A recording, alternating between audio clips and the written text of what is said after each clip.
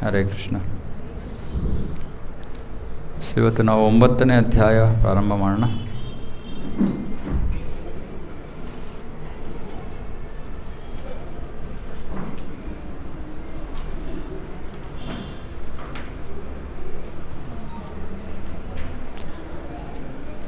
ಒಂಬತ್ತನೇ ಅಧ್ಯಾಯವನ್ನು ಅತ್ಯಂತ ಗೌಪ್ಯ ಜ್ಞಾನ ಅಂತ ಕರೀತಾರೆ.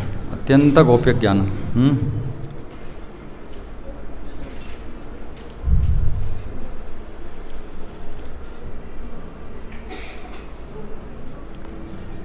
ಬಹಳ ಪ್ರಸಿದ್ಧ ಶ್ಲೋಕಗಳು. 9ನೇ ಅಧ್ಯಾಯದ ಮೊದಲನೇ ಶ್ಲೋಕ. ಶ್ರೀ ಭಗವಾನುವಾಚ ಇದಂ ತು ತೇ ಗುಹ್ಯತಮಂ ಪ್ರವಕ್ಷ್ಯಾಮಿ ಅನುಸೂಯವೇ ಜ್ಞಾನಂ ವಿಜ್ಞಾನಂ ಸಹಿತಂ ಜ್ಞಾನಂ ವಿಜ್ಞಾನ ಸಹಿತಂ ಯಜ್ಞಾತ್ವಾ ಮೋಕ್ಷಸೇ ಶುಭಾತ್. ಶ್ರೀ ಭಗವಾನುವಾಚ ಇದಂ ತು ತೇ ಗುಹ್ಯತಮಂ ಪ್ರವಕ್ಷ್ಯಾಮಿ ಅನುಸೂಯವೇ ಜ್ಞಾನಂ ವಿಜ್ಞಾನ ಸಹಿತಂ ಯಜ್ಞಾತ್ವಾ ಮೋಕ್ಷಸೇ ಶುಭಾತ್.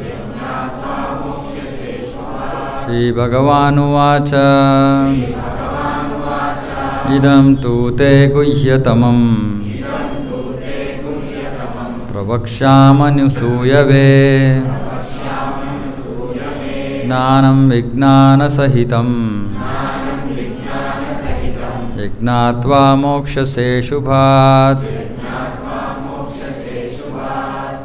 ಪ್ರಭುಗಳು ಯಾರು ಹೇಳ್ತೀರಾ? ಶ್ರೀ ಭಗವಾನುವಾಚ ಇದಂ ತು ತೇ ಗುಹ್ಯತಮಂ ಪ್ರವಕ್ಷ್ಯಾಮಿ ಅನಸೂಯವೇ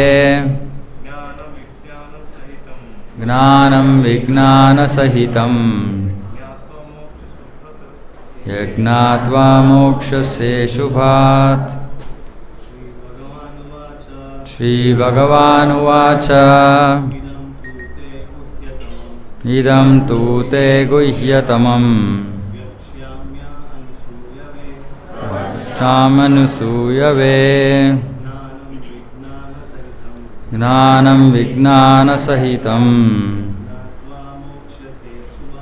ಯಜ್ಞಾತ್ವಾ ಮೋಕ್ಷಸೇ ಶುಭಾತ್. ಶ್ರೀ ಭಗವಾನುವಾಚ ಇದಂ ತು ತೇ ಗುಹ್ಯತಮಂ ಪ್ರವಕ್ಷ್ಯಾಮ್ಯನುಸೂಯವೇ ಜ್ಞಾನಂ ವಿಜ್ಞಾನ ಸಹಿತಂ ಯಜ್ಞಾತ್ವಾ ಮೋಕ್ಷಸೇ ಶುಭಾತ್. ಮಾತಾಜಿ.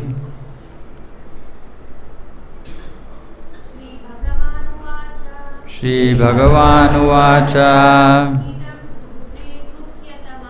ಇದಂ ತು ತೇ ಗುಹ್ಯತಮಂ ಪ್ರವಕ್ಷ್ಯಾಮನ್ಯುಸೂಯವೇ ಜ್ಞಾನಂ ವಿಜ್ಞಾನ ಸಹಿತಂ ಯಜ್ಞಾತ್ವಾ ಮೋಕ್ಷಸೇ ಶುಭಾತ್. ಶ್ರೀ ಭಗವಾನುವಾಚ ಇದಂ ತು ತೇ ಗುಹ್ಯತಮಂ ಪ್ರವಕ್ಷ್ಯಾಮನುಸೂಯವೇ ಜ್ಞಾನಂ ವಿಜ್ಞಾನ ಸಹಿತಂ ಯಜ್ಞಾತ್ವಾ ಮೋಕ್ಷಸೇ ಶುಭಾತ್. ಇದಂ ತು ತೇ ಗುಹ್ಯತಮಂ ಪ್ರವಕ್ಷ್ಯಾಮ್ಯನುಸೂಯವೇ ಜ್ಞಾನಂ ವಿಜ್ಞಾನ ಸಹಿತಂ ಯಜ್ಞಾತ್ವಾ ಮೋಕ್ಷಸೇ ಶುಭಾತ್. ಶ್ರೀ ಭಗವಾನುವಾಚ. ಭಗವಂತ ಕೃಷ್ಣ ಹೇಳ್ತಾ ಇದ್ದಾನೆ, ಇದಂ ತೂತೆ ಗುಹ್ಯತಮಂ. ಗುಹ್ಯ, ಗುಹ್ಯತರ, ಗುಹ್ಯತಮ. ಗುಹ್ಯ ಅಂದರೆ ಸೀಕ್ರೆಟ್, ಗುಹ್ಯತರ ಅಂದರೆ ಇನ್ನೊಂದು ಹೋಲಿಕೆಯಲ್ಲಿ ಇನ್ನಷ್ಟು ಹೆಚ್ಚು ಗುಹ್ಯತರವಾದದ್ದು, ಗುಹ್ಯವಾದದ್ದು. ಗುಹ್ಯತಮ ಅಂದರೆ ಎಲ್ಲಕ್ಕಿಂತ ಗೌಪ್ಯವಾದದ್ದು. ಸೊ ಕೃಷ್ಣ ಹೇಳ್ತಾ ಇದ್ದಾನೆ, ಇವಾಗ ಎಲ್ಲಕ್ಕಿಂತ ಗೌಪ್ಯವಾದ ಜ್ಞಾನವಾದ ಬಗ್ಗೆ ನಾನಿವಾಗ ಹೇಳ್ತೀನಿ. ಭಗವದ್ಗೀತೆಯಲ್ಲಿ ಗೌಪ್ಯ ಜ್ಞಾನ ಅಂದರೆ ನಾನು ದೇಹ ಅಲ್ಲ ಆತ್ಮ, ಇದು ಗೌಪ್ಯ ಜ್ಞಾನ. ಅದರಿಂದ ಪ್ರಾರಂಭ ಆಗುತ್ತೆ ಜ್ಞಾನ. ಆಮೇಲೆ ಭಗವಂತನ ಬಗ್ಗೆ ವಿಷಯ, ಕೃಷ್ಣ ತನ್ನ ಸ್ಥಾನದ ಬಗ್ಗೆ ವರ್ಣನೆಯನ್ನು ಮಾಡ್ತಾನೆ, ತನ್ನ ಗುಣಗಳನ್ನು ವರ್ಣನೆ ಮಾಡ್ತಾನೆ, ತನ್ನ ಶಕ್ತಿ, ತನ್ನ ಸರ್ವವ್ಯಾಪಕತ್ವ ಇವೆಲ್ಲದರ ವರ್ಣನೆ ಮಾಡ್ತಾನೆ. ಅದು ಗುಹ್ಯತರ ಜ್ಞಾನ. ಇವಾಗ ಕೃಷ್ಣ ಹೇಳ್ತಾ ಇದ್ದಾನೆ ಗುಹ್ಯತಮ ಜ್ಞಾನ ಅಂದರೆ ಎಲ್ಲಕ್ಕಿಂತ ದೊಡ್ಡ ಸೀಕ್ರೆಟ್ ಇದು. ಎಂಥ ದೊಡ್ಡ ಸೀಕ್ರೆಟ್ ಅಂದರೆ ವೇದಗಳನ್ನು ಓದಿರೋಂಥವರು, ತ್ರಿವೇದಿ ಚತುರ್ವೇದಿಗಳು ಈ ಜ್ಞಾನದ ಸ್ಥಿತಿಗೆ ಬರಲ್ಲ.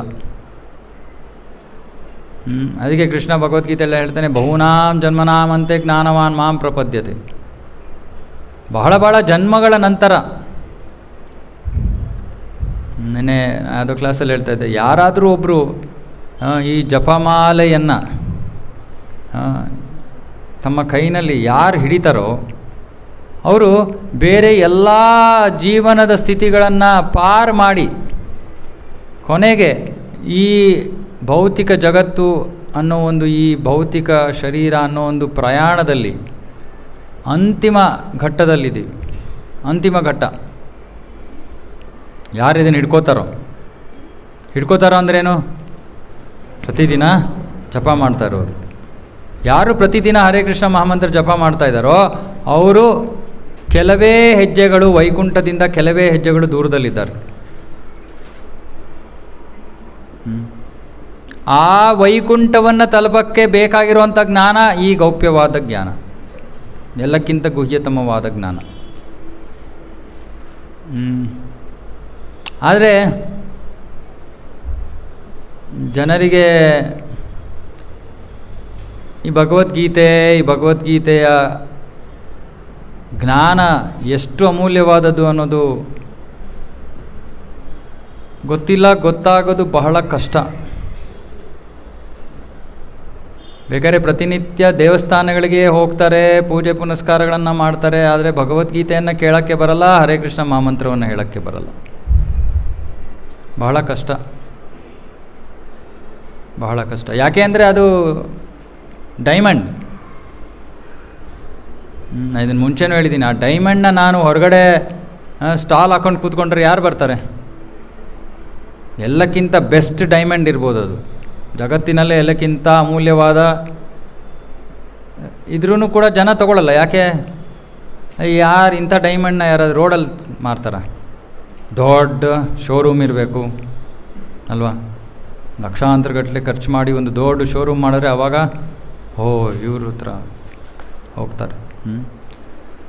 ಸೊ ಅದಕ್ಕೆ ಪ್ರಭುಪಾದರು ಹೇಳಿದ್ರು, ಇಷ್ಟು ಸರಳವಾದ ವಿಧಾನ. ಇವತ್ತು ಪ್ರಭುಪಾದರದ್ದು ಒಂದು ಪ್ರವಚನ ಕೇಳ್ತಾ ಇದ್ದಾರೆ. ಪ್ರಭುಪಾದರು ಹೇಳಿದ್ರು, ಸುಮ್ಮನೆ ಈ ಹರಿನಾಮ ಸಂಕೀರ್ತನೆಯನ್ನು ಜನರು ವಿಶ್ವದಾದ್ಯಂತ ಸ್ವೀಕಾರ ಮಾಡಿದ್ರೆ ಇಡೀ ವಿಶ್ವವನ್ನೇ ನಾವು ಉದ್ಧರಿಸ್ಬೋದು ಅಂತ. ಇಡೀ ವಿಶ್ವವನ್ನೇ ಗೋಲೋಕಕ್ಕೆ ಕರ್ಕೊಂಡು ಹೋಗ್ಬೋದು, ವೈಕುಂಠಕ್ಕೆ ಕರ್ಕೊಂಡು ಹೋಗ್ಬೋದು. ಸುಮ್ಮನೆ ಹರಿನಾಮವನ್ನು ಸ್ವೀಕಾರ ಮಾಡಬೇಕು, ಇನ್ನೇನು ಮಾಡಬೇಕಾಗಿಲ್ಲ ಕಲಿಯುಗದಲ್ಲಿ.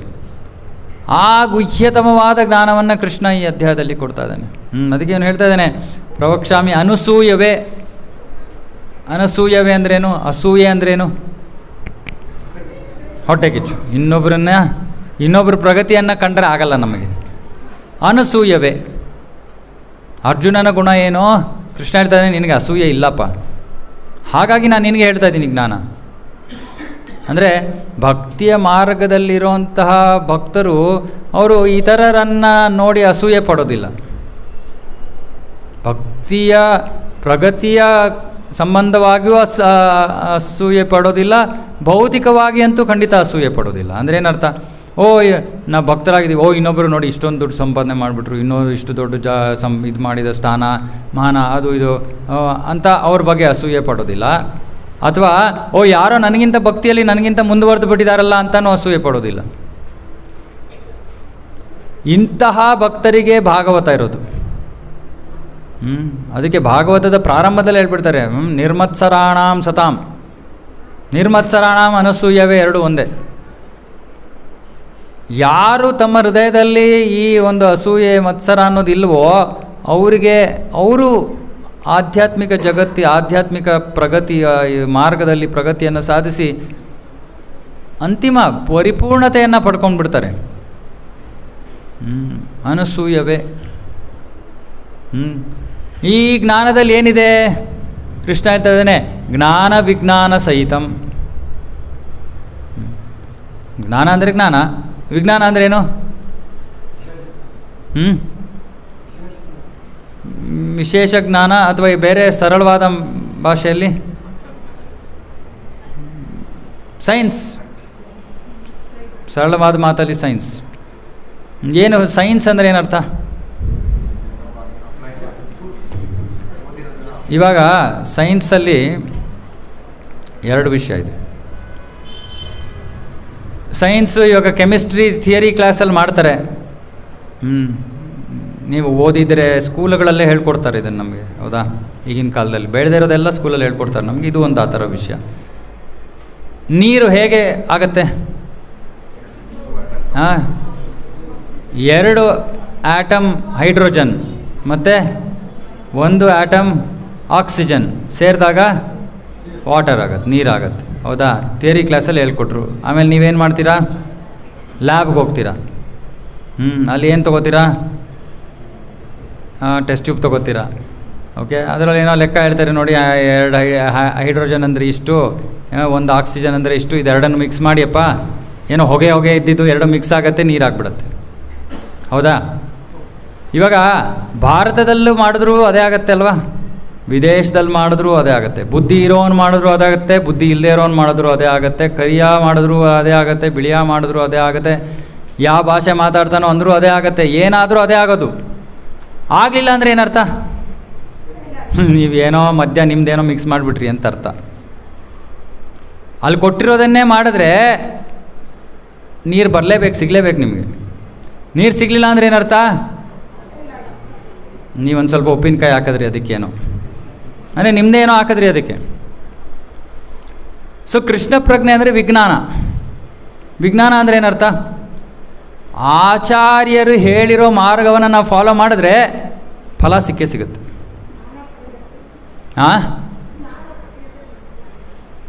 ಅಲ್ಲ, ನೀವು ದೊಡ್ಡ ದೊಡ್ಡ ಮಾತಾಡಿದ್ರೆ ನನಗೆ ಅರ್ಥ ಆಗಲ್ಲ. ನಾನು ಇವಾಗ ಹಂಗೆ ಹೇಳಿದ್ರೆ ಯಾರಿಗಾರು ಅರ್ಥ ಆಗತ್ತಾ?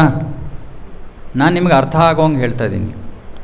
ವಿಜ್ಞಾನ ಅಂದರೆ ಏನರ್ಥ ಅಂದರೆ, ಇವರು ಈ ಭಗವದ್ಗೀತೆಯಲ್ಲಿ ಭಾಗವತದಲ್ಲಿ ನಮಗೆ ವ್ಯಾಸದೇವರು, ಗುರುಗಳು, ಆಚಾರ್ಯರು ಇವರೆಲ್ಲ ಕೊಟ್ಟಿರೋ ಜ್ಞಾನವನ್ನು ನಾವು ಹೇಗೆ ಕೊಟ್ಟಿದ್ದಾರೋ ಹಾಗೆ ಯಥಾರೂಪವಾಗಿ ನಾವು ಅದನ್ನು ನಮ್ಮ ಜೀವನದಲ್ಲಿ ಅಳವಡಿಸ್ಕೊಂಡ್ರೆ ನಮಗೆ ಸಿಗಬೇಕಾಗಿರೋ ಫಲ ಸಿಕ್ಕೇ ಸಿಗುತ್ತೆ. ಯಾರೂ ಹೇಳೋಕ್ಕಾಗಲ್ಲ, ಇಲ್ಲ ಸಿಗಲಿಲ್ಲ ನನಗೆ, ಸಿಕ್ಕಲಿಲ್ಲ ಅಂದರೆ ನನಗೆ ಅಂದರೆ ಏನರ್ಥ? ಏನೋ ನಮ್ಮದೇ ಸೇರಿಸ್ಕೊಂಡ್ವಿ. ಹೆಂಗೆ ಸೇರಿಸ್ತೀವಿ ನಾವು ಇದನ್ನು ನಮ್ಮದೇ? ಪ್ರಭು ಏನಿಲ್ಲ, ಇಂಟರ್ನೆಟ್ಟಲ್ಲಿ ಕೇಳ್ತಾ ಇದ್ದೆ ಪ್ರಭು, ಅವ್ರು ಈ ಉಪ್ಪಿನಕಾಯಿ ಕೊಟ್ಟರು, ಇನ್ನೊಬ್ಬರು ಇನ್ನೊಂದು ಉಪ್ಪಿನಕಾಯಿ ಕೊಟ್ಟರು. ಆ ಉಪ್ಪಿನಕಾಯಿ ಎಲ್ಲ ಸೇರಿಸ್ಕೊಂಡಾಗ ಏನಾಗುತ್ತೆ? ಕೊಟ್ಟಿರೋ ಮಾರ್ಗ ಫಲ ಸಿಗಲ್ಲ. ಆದರೆ ಏನಿದೆಯೋ ಅದನ್ನೇ ನಾವು ಫಾಲೋ ಮಾಡಿದ್ರೆ ಫಲ ಸಿಗುತ್ತೆ. ಅದಕ್ಕೆ ಕೃಷ್ಣ ಪ್ರಜ್ಞೆ ಅಂದರೆ ಜ್ಞಾನ ವಿಜ್ಞಾನ ಎರಡೂ ಸೇರಿರೋದು. ಸೊ ನಾವು ಏನು ಕೇಳ್ತೀವೋ ಅದನ್ನು ನಾವೇನು ಮಾಡಬೇಕು? ಅಳವಡಿಸ್ಕೋಬೇಕು ಜೀವನದಲ್ಲಿ. ಅಷ್ಟೇ ನಾವು ಮಾಡಬೇಕಾಗಿರೋದು ಕೆಲಸ. ಆ ಕೆಲಸ ಮಾಡಿದ್ರೆ ಭಗವದ್ಗೀತೆಯಲ್ಲಿ ಕೃಷ್ಣ ಏನು ಹೇಳ್ತಾ ಇದ್ದಾನೋ ಆ ಫಲ ನಮಗೆ ಸಿಗುತ್ತೆ. ಗೊತ್ತಾಯ್ತಲ್ಲ? ಸೊ ವಿಜ್ಞಾನ, ಕೃಷ್ಣ ಪ್ರಜ್ಞೆ ಅಂದರೆ ಸೈನ್ಸ್. ಕೃಷ್ಣ ಪ್ರಜ್ಞೆ ಎಷ್ಟು ಎಂಥ ಅಪೂರ್ವವಾದ ವಿಜ್ಞಾನ ಅಂದರೆ ನಮಗೆ ಅರ್ಥ ಆಗದೇ ಇರೋ ರೀತಿಯಲ್ಲಿ ಕೆಲಸ ಮಾಡುತ್ತೆ ಭಗವದ್ಗೀತಾ ಮತ್ತು ಈ ಉಪದೇಶಗಳು. ನಮ್ಗೆ ಅರ್ಥ ಆಗಬೇಕು ಅಂತ ಇಲ್ಲ. ಇವಾಗ ಈ ಹೈಡ್ರೋಜನ್ ಆಕ್ಸಿಜನ್ನು ಮಿಕ್ಸ್ ಆದರೆ ಹೇಗಾಗುತ್ತೆ ನೀರು ನಮ್ಗೆ ಅರ್ಥ ಆಗಬೇಕಾಗಿಲ್ಲ, ಆಗುತ್ತೆ ಅಷ್ಟೇ. ಅದನ್ನು ತಿಳ್ಕೊಬೇಕು, ಅದನ್ನು ಹೇಗೆ ಮಿಕ್ಸ್ ಮಾಡಬೇಕು ಅದನ್ನು ಕಲ್ತ್ಕೋಬೇಕಷ್ಟೆ. ಅರ್ಥ ಆದರೆ ಸಂತೋಷ, ಅರ್ಥ ಆಗಲೇ ಇದ್ರೂ ಕೆಲಸ ಮಾಡುತ್ತೆ. ಹರೇ ಕೃಷ್ಣ ಮಹಾಮಂತ್ರ ಹೇಗೆ ಕೆಲಸ ಮಾಡುತ್ತೆ ಗೊತ್ತಿಲ್ಲ, ಕೆಲಸ ಮಾಡುತ್ತೆ. ಅದರ ಆಳಕ್ಕೆ ನಾವು ಹೋಗಿ ಅದು ಅರ್ಥ ಮಾಡ್ಕೋಬೋದು. ಅರ್ಥ ಮಾಡ್ಕೊಳ್ಳಿಲ್ಲ ಅಂದರೂ ಕೆಲಸ ಮಾಡುತ್ತೆ. ನೀವು ಡಾಕ್ಟ್ರ್ ಹತ್ರ ಹೋದ್ರಿ, ಯಾವುದೋ ಔಷಧಿ ತೊಗೊಂಡ್ರಿ, ನಿಮ್ಗೆ ಗೊತ್ತಾ ಅದೇ ಕೆಲಸ ಮಾಡುತ್ತೆ ಅಂತ? ಸುಮ್ಮನೆ ತೊಗೋತೀರಾ, ಡಾಕ್ಟ್ರ್ ಹೇಳಿದ್ದಾರೆ ಅಂತ, ಅದರ ಕೆಲಸ ಅದು ಮಾಡುತ್ತೆ. ಆದರೆ ಕೊಟ್ಟಿರೋ ಡೋಸೇಜ್ ತೊಗೋಬೇಕಲ್ವಾ? ತುಂಬ ದೊಡ್ಡ ಮೆಡಿಸಿನ್ ಕೊಟ್ಬಿಟ್ಟು ಯಾರಪ್ಪ ಅರ್ಧ ತೊಗೋತೀನಿ ಸಾಕು, ನಂಗೆ ನುಂಗೋಕ್ಕಾಗಲ್ಲ ಅಂದರೆ ಪ್ರಯೋಜನ ಆಗುತ್ತಾ? ಎಷ್ಟೊಂದು ಜನಕ್ಕೆ ಕೃಷ್ಣ ಪ್ರಜ್ಞೆಯನ್ನು ನುಂಗಕ್ಕೆ ಕಷ್ಟ. ಅಂದರೆ ಏನರ್ಥ? ಅದನ್ನು ಹೇಗಿದೆಯೋ ಹಾಗೇ ಸ್ವೀಕಾರ ಮಾಡೋದು ಕಷ್ಟ. ಆವಾಗ ಅದರ ಪರಿಣಾಮ ಸಿಗೋದಿಲ್ಲ. ಪ್ರತಿಯೊಬ್ಬರೂ ಜಪ ಮಾಡಬೇಕು, ಆದರೆ ನಾವು ಔಷಧಿ ತೊಗೊಳಕ್ಕೆ ರೆಡಿ ಆಗಿಲ್ಲ. ನಮ್ಗೆ ಔಷಧಿ ಬೇಡ, ಆದರೂ ಕ್ಯೂರ್ ಬೇಕು, ಪರಿಣಾಮ ಬೇಕು. ರೋಗದಿಂದ ನಾವು ಹೊರಗೆ ಬರಬೇಕು, ಆದರೆ ನಮ್ಗೆ ಮೆಡಿಸನ್ ಬೇಡ. ರೀನಾ ಮಾತಾಜಿ ಡಾಕ್ಟ್ರ್ ಅವ್ರ ಹತ್ರ ಹೋಗ್ಬಿಟ್ಟು, ಮಾತಾಜಿ ನಮ್ಗೆ ಸ್ವಲ್ಪ ಮೆಡಿಸಿನ್ ಕೊಡಿ. ಇಲ್ಲ ಮೆಡಿಸಿನ್ ಬೇಡ ಮಾತಾಜಿ, ನೀವು ಸುಮ್ಮನೆ ನಿಮ್ಮ ಹತ್ರ ಬಂದ್ರೇ ನನಗೆ ವಾಸಿ ಆಗಿಬಿಡ್ಬೇಕು ಅಲ್ವಾ? ಹೇಗಾಗತ್ತೆ? ಆಗಲ್ಲ. ಔಷಧಿ ತೊಗೋಬೇಕು. ಸೊ ಅವ್ರು ಹೇಳಿರೋದನ್ನು ನಮಗೆ ಆಚಾರ್ಯರು ಏನು ಹೇಳಿದಾರೋ ಅದನ್ನು ಪಾಲನೆ ಮಾಡೋಕ್ಕೆ ಪ್ರಯತ್ನ ಮಾಡಬೇಕು. ಓಕೆ, ಸೊ ಅದಕ್ಕೆ ಕೃಷ್ಣ ಹೇಳ್ತಾನೆ, ಯಜ್ಞ ಅಥವಾ ಮೋಕ್ಷಸೆ ಶುಭಾತ್ ಅಶುಭಾತ್, ಮೋಕ್ಷಸೆ ಅಶುಭಾತ್, ಎಲ್ಲ ಅಶುಭದಿಂದ ನೀನು ಮುಕ್ತನಾಗ್ತೀಯ. ಈ ಗೌಪ್ಯವಾದ ಗುಹ್ಯತಮ ಜ್ಞಾನವನ್ನು ನೀನು ಜ್ಞಾತ್ವ, ನೀನು ಅದನ್ನು ತಿಳ್ಕೊಂಡು ಅದನ್ನು ನೀನು ನಿನ್ನ ಜೀವನದಲ್ಲಿ ಅಳವಡಿಸ್ಕೊಂಡ್ರೆ ಎಲ್ಲ ಅಶುಭದಿಂದ ಮುಕ್ತನಾಗ್ತೀಯ. ಇಲ್ಲಿ ಪ್ರಭುಪಾದರು ಈ ಅನುವಾದದಲ್ಲಿ ಬರಿತಾ ಇದ್ದಾರೆ, ನೀನು ಎಲ್ಲ ದುಃಖ, ಅಶುಭ ಅಂದ್ರೇನು? ಈ ಭೌತಿಕ ಜಗತ್ತಿನಲ್ಲಿ ಕಷ್ಟ ಅನುಭವಿಸೋದು ದುಃಖ, ಅಶುಭ. ಅಶುಭ ಅಂದರೆ ಈ ಭೌತಿಕ ಜಗತ್ತಿನಲ್ಲಿ ಕಷ್ಟಗಳನ್ನು ಎದುರಿಸೋದು ಅಶುಭ, ಸುಖವಾಗಿರೋದು ಶುಭ. ಕೃಷ್ಣ ಅದಕ್ಕೆ ಹೇಳ್ತಾ ಇದ್ದಾನೆ, ಸುಮ್ಮನೆ ಈ ಜ್ಞಾನವನ್ನು ಅಳವಡಿಸ್ಕೊಂಡ್ರೆ ನಿಮ್ಮ ಜೀವನದಲ್ಲಿರೋ ಎಲ್ಲ ಅಶುಭ ಎಲ್ಲ. ದೇವರಿಗೆ ಬೆಳಗ್ಗಿನ ಜಾವ ಮೊದಲ ಆರತಿ ಮಾಡ್ತಲ್ಲ, ಅದಕ್ಕೇನಂತ ಕರೀತಾರೆ? ಏನಂತ ಕರೀತಾರೆ? ಮಂಗಳ ಆರತಿ ಅಂತ ಕರೀತಾರೆ. ಮಂಗಳ ಆರತಿ. ಮಂಗಳ ಅಂದ್ರೇನು? ಶುಭ. ಸೊ ಯಾರಿಗಾರ್ದು ಜೀವನದಲ್ಲಿ ಶುಭ ಬೇಕಂದ್ರೆ ಏನು ಮಾಡಬೇಕು? ಮಂಗಳಾರತಿ ಮಾಡಬೇಕು. ದೇವರಿಗೆ ಮಂಗಳಾರತಿ ಮಾಡಿದ್ರೆ ನಮಗೆ ಮಂಗಳವಾಗುತ್ತೆ, ಅದಕ್ಕೆ ಅದನ್ನು ಮಂಗಳಾರತಿ ಅಂತ ಕರೆಯೋದು. ಸೊ ಹೀಗೆ ಸರಳವಾದ ವಿಷಯಗಳು ನಮ್ಮ ಆಚಾರ್ಯರು ಕೊಟ್ಟಿದ್ದಾರೆ, ಅದನ್ನು ನಾವು ಅಳವಡಿಸ್ಕೊಳ್ಳೋಕ್ಕೆ ಪ್ರಯತ್ನ ಮಾಡಬೇಕು. ಸೊ ಆಗ ಅಲ್ಲ, ನಾವು ನಿಜವಾಗ್ಲೂ ಕಷ್ಟಪಡ್ತಾ ಇರೋದೇ ಈ ಎಲ್ಲ ಕಷ್ಟಗಳಿಂದ ನಾವು ಹೊರಗಡೆ ಬರಬೇಕು ಅಂತಲೇ ನಮ್ಮ ಪ್ರಯತ್ನ. ಆದರೆ ಅದಕ್ಕೆ ಬಹಳ ಸುಲಭವಾದ ಮಾರ್ಗ ಇದೆ. ಆ ಸುಲಭವಾದ ಮಾರ್ಗ ನಮಗೆ ಸ್ವಲ್ಪ ಜೀರ್ಣ ಆಗಲ್ಲ. ಕಷ್ಟಕರವಾದ ಮಾರ್ಗ ಇದ್ದರೆ ಮಾಡ್ಬೋದು ಅಲ್ವಾ? ಚಾರ್ಧಾಮ್ಗೆ ಹೋಗಬೇಕು ಪ್ರಭು, ಕಷ್ಟ. ಅದಕ್ಕೆ ಹೋಗ್ತಾರೆ ಜನ ಕಷ್ಟಪಟ್ಕೊಂಡು ಬೇಕಾರೆ. ಅರೆ ಇಲ್ಲ, ನೀವು ಮನೇಲಿ ಕೂತ್ಕೊಂಡೆ ಆರಾಮವಾಗಿ ಹರೇ ಕೃಷ್ಣ ಮಮ್ಮಂತ್ರ ಜಪ ಮಾಡಿಯಪ್ಪ ಅಂದರೆ ಆಗಲ್ಲ ಪ್ರಭು, ಟೈಮ್ ಇಲ್ಲ. ಚಾರ್ಧಾಮ್ ಯಾತ್ರೆಗೆ 15 ದಿನ ರಜಾ ತೊಗೋತೀನಿ ಪ್ರಭು, ಏನೂ ರಜಾ ಬೇಕಾಗಿಲ್ಲ, ದಿನ ಮನೆಯಲ್ಲೇ ಕೂತ್ಕೊಂಡು ಜಪ ಮಾಡಿಯಪ್ಪ, ಆಗಲ್ಲ. ಅದಕ್ಕೆ ನಾವು ಯೋಚನೆ ಮಾಡ್ತಾಯಿದ್ದೀವಿ, ನೆಕ್ಸ್ಟ್ ವೀಕಿಂದ ಇಲ್ಲಿ ಹೊರಗಡೆ ಫೀಸ್ ಹಾಕೋಣ ಅಂತ ಯೋಚನೆ ಮಾಡ್ತಾಯಿದ್ದೀನಿ ನಾನು ಅಲ್ವಾ ಹರ್ನಾಥ್ ಪ್ರಭು? ಒಂದು ಫೀಸ್ ಹಾಕೋಣ ಅಲ್ವಾ, 1000 ರೂಪಾಯಿ ಏನೋ ಹಾಕರು. ಇಲ್ಲಿ ಏನೋ ನಿಜವಾಗ್ಲೂ ಏನೋ ವ್ಯಾಲ್ಯೂಬಲ್ ಏನೋ ಕೊಡ್ತಾ ಇದ್ದಾರೆ ಅಂತ ಅನ್ಕೋತಾರೆ ಜನ. ನಾವು ಫ್ರೀ ಕೊಟ್ಟರೆ ಏನೂ ವ್ಯಾಲ್ಯೂನೇ ಇಲ್ಲ ಅಲ್ವಾ? ಹರ್ನಾಥ್ ಪ್ರಭು ಒಪ್ಕೊಳ್ಳಲ್ಲ, ಸುಮ್ಮನೆ ಇದ್ದಾರೆ. ಏನಂದರೆ ಇದರದ್ದು ಅಷ್ಟು ಅಮೂಲ್ಯವಾದದ್ದು ಅನ್ನೋದನ್ನು ನಾವು ಅರ್ಥ ಮಾಡ್ಕೋಬೇಕು. ಕೃಷ್ಣ ನೇರವಾಗಿ ಮಾತಾಡ್ತಾ ಇದ್ದಾನೆ. ಇಂಥದ್ದು ನಮಗೆ ಯಾವ ಶಾಸ್ತ್ರದಲ್ಲೂ ಸಿಗೋದಿಲ್ಲ.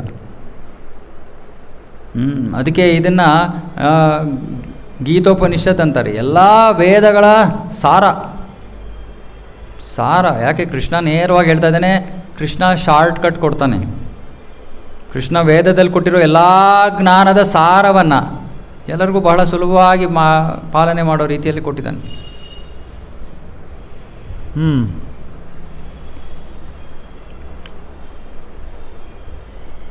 ಸೊ ಇಲ್ಲಿ ಪ್ರಭುಪಾದರು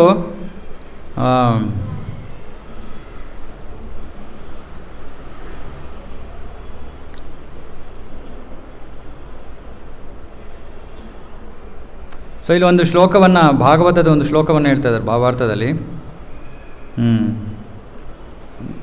ದೇವೋತ್ತಮ ಪರಮ ಪುರುಷನ ಕುರಿತಾದ ಸಂದೇಶಗಳು ಬಹಳ ಶಕ್ತಿಯುತವಾದವು. ಅಂದರೆ ಸುಮ್ಮನೆ ಶ್ರವಣ ಮಾಡೋದ್ರಿಂದ, ಸುಮ್ಮನೆ ಭಗವಂತನ ಬಗ್ಗೆ ಶ್ರವಣ ಮಾಡಿದ್ರೇ ಅದರಲ್ಲಿ ಸಿಕ್ಕಾಪಟ್ಟೆ ಶಕ್ತಿ ಇದೆ, ಸುಮ್ಮನೆ ಶ್ರವಣದಿಂದ.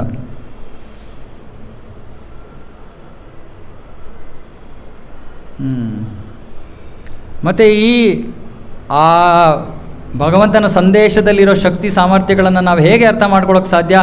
ಯಾವಾಗ ಭಕ್ತರು ಒಟ್ಟಿಗೆ ಸೇರಿ ಚರ್ಚೆ ಮಾಡ್ತಾರೋ ಆವಾಗ ಗೊತ್ತಾಗುತ್ತಂತೆ. ಅಂದರೆ ಏನರ್ಥ?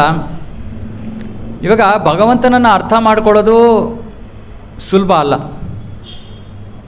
ಬ್ರಹ್ಮ ಹೇಳ್ತಾನೆ ಭಾಗವತದಲ್ಲಿ, ಯಾರಾದರೂ ನಿನ್ನನ್ನು ಅರ್ಥ ಮಾಡ್ಕೊಳಕ್ಕೆ ಆಗತ್ತೆ ಅಥವಾ ನಾನು ಅರ್ಥ ಮಾಡ್ಕೊಂಡಿದ್ದೀನಿ ಅಂದರೆ ಅವ್ರು ಹಂಗೆ ಅಂದ್ಕೊಳ್ಳಿ, ಅರೆ ನನ್ನ ಕೈನಲ್ಲಂತೂ ಸಾಧ್ಯ ಇಲ್ಲಪ್ಪ ನೀನು ಅರ್ಥ ಮಾಡ್ಕೊಳ್ಳೋದು ಅಂತ.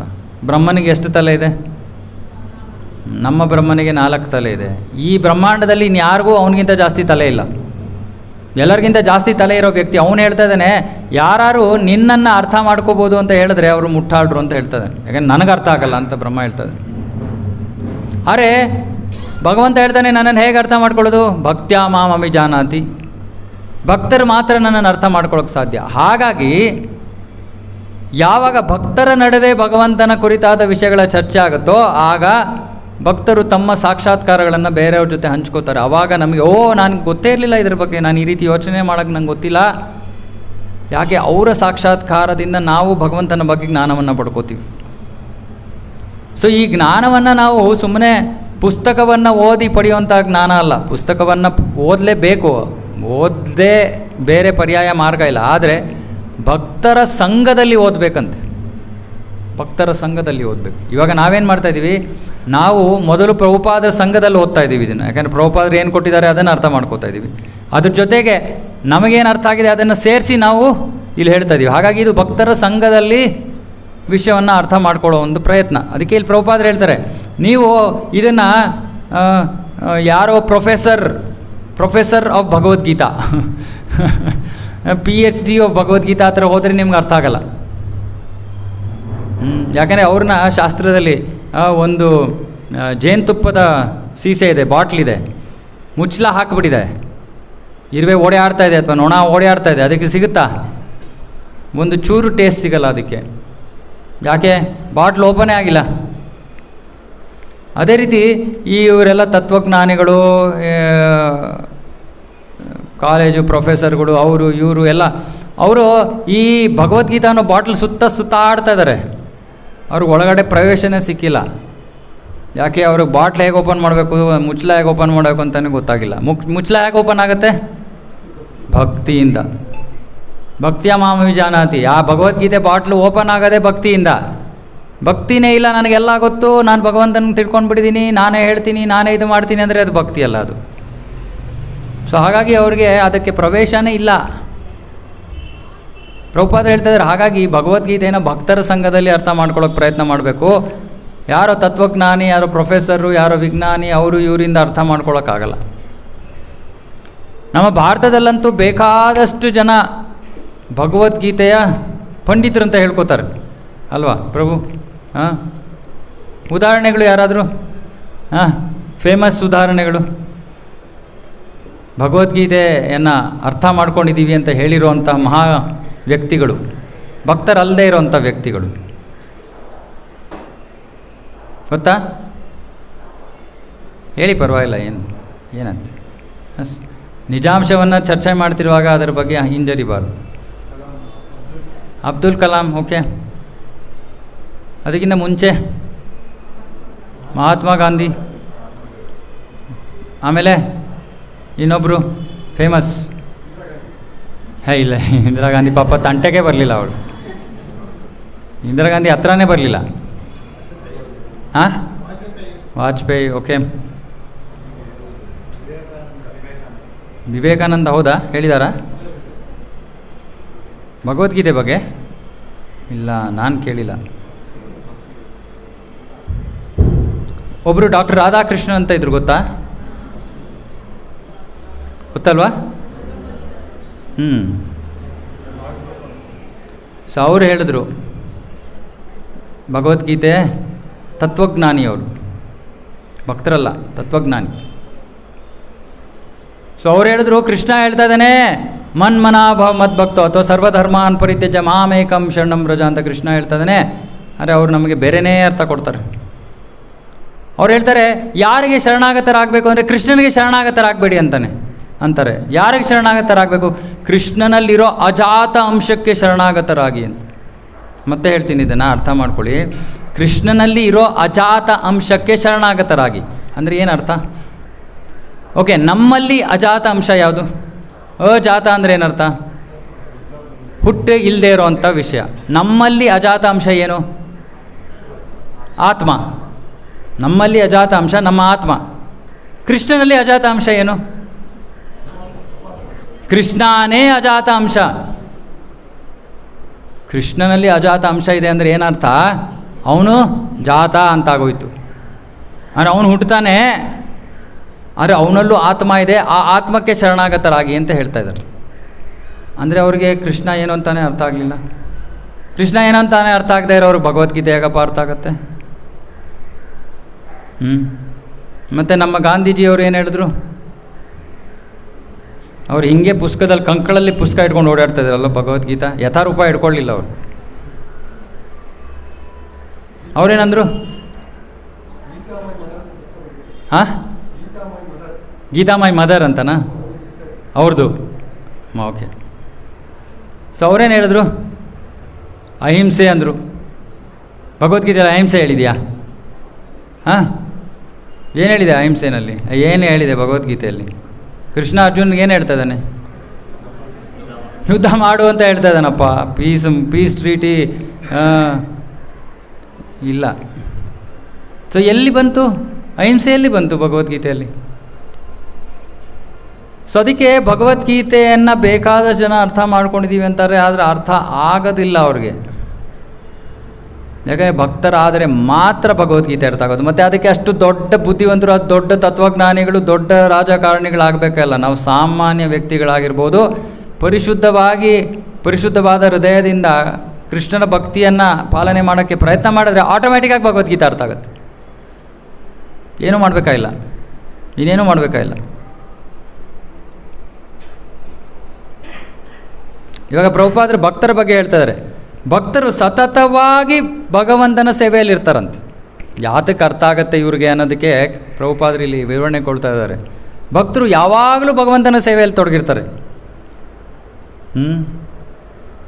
ಮತ್ತು ಕೃಷ್ಣ ಪ್ರಜ್ಞೆಯಲ್ಲಿ ತೊಡಗಿರುವಂತಹ ಪ್ರತಿಯೊಬ್ಬ ಪ್ರತ್ಯೇಕ ಜೀವಿಯ ಮನೋಭಾವ ಮತ್ತು ಪ್ರಾಮಾಣಿಕತೆಯನ್ನು ಕೃಷ್ಣ ಅರ್ಥ ಮಾಡಿಕೊಂಡಿದ್ದಾನೆ ಅಂತ ಪ್ರಭುಪಾದರು ಬರಿತಾ ಇದ್ದಾರೆ ಇಲ್ಲಿ. ನೋಡಿ, ಕೃಷ್ಣನಿಗೆ ನಮ್ಮೆಲ್ಲರ ಮನೋಭಾವ, ನಮಗೆ ಈ ಭಕ್ತಿಯನ್ನು ಅನುಸರಿಸೋಕ್ಕೆ ನಮ್ಮಲ್ಲಿರೋ ಪ್ರಾಮಾಣಿಕತೆ ಎಲ್ಲ ಗೊತ್ತು ಅವನಿಗೆ. ಕೃಷ್ಣನಿಗೆ ಗೊತ್ತಿಲ್ಲದೆ ಇರೋದೇನೂ ಇಲ್ಲ. ನಾವು ಬೇರೆಯವ್ರಿಗೆ ಯಾರಿಗಾದ್ರೂ ಮೋಸ ಮಾಡ್ಬೋದು, ಕೃಷ್ಣನಿಗೆ ಮೋಸ ಮಾಡೋಕ್ಕಾಗಲ್ಲ ಅಲ್ವಾ? ಮತ್ತು ಕೃಷ್ಣ ಈ ಕೃಷ್ಣ ವಿಜ್ಞಾನವನ್ನು, ಭಕ್ತರ ಸಂಘದಲ್ಲಿ ಕೃಷ್ಣ ವಿಜ್ಞಾನವನ್ನು ಅರ್ಥ ಮಾಡ್ಕೊಳ್ಳೋ ಬುದ್ಧಿಶಕ್ತಿ ಕೃಷ್ಣ ಕೊಡ್ತಾನಂತೆ. ಸೊ ಅರ್ಥ ಮಾಡ್ಕೊಳ್ಳಿ, ಭಗವದ್ಗೀತೆಯನ್ನು ಅರ್ಥ ಮಾಡ್ಕೋಬೇಕಂದ್ರೆ ನಮಗೆ ಬುದ್ಧಿ ಯಾರು ಕೊಡಬೇಕು? ನನಗೆ ಬೇಕಾಗಿರೋಂಗೆ ನಾನು ಭಗವದ್ಗೀತೆ ಅರ್ಥ ಮಾಡ್ಕೋಬೇಕು ಅಂದರೆ ಅದಕ್ಕೂ ಬುದ್ಧಿನೂ ಅವನೇ ಕೊಡಬೇಕು. ನಾನು ಈ ಭಗವದ್ಗೀತೆ ಬಗ್ಗೆ ಇನ್ನೇನೋ ಕತೆ ಕಟ್ಟಬೇಕು ಅಂದರೆ ಅದಕ್ಕೂ ಬುದ್ಧಿ ಕೃಷ್ಣನೇ ಕೊಡಬೇಕು. ಕೃಷ್ಣ ಆ ಬುದ್ಧಿಯನ್ನು ಕೊಡ್ತಾನೆ. ಯಾಕೆ? ಇವನು ಯಾರೋ ಪಾಪ ಬಾವಿಗೆ ಬೀಳ್ತಾ ಇದ್ದಾನೆ, ಬೇಡಪ್ಪ ಅಂತಾನೆ ಮೊದಲು. ನಾವು ಕೇಳಲ್ಲ ಅಲ್ವಾ? ತುಂಬ ಬುದ್ಧಿವಂತರು ನಾವು ಅಲ್ವಾ ಪ್ರಭು? ಎಲ್ಲ ಗೊತ್ತು ನಮಗೆಲ್ಲ ಗೊತ್ತಿರೋದ್ರಿಂದ ಕೃಷ್ಣ ಹೇಳ್ತಾ ಇದ್ದಾನೆ, ಬೇಡ ಬೇಡಪ್ಪ ಹಿಂಗೆಲ್ಲ ಹೋಗಿ ಬಾವಿಗೆ ಬೀಳ್ತೀಯ. ಇಲ್ಲ, ನಾನು ಬೀಳಲೇಬೇಕು, ಬಾವಿಗೆ ಬೀಳಬೇಕು.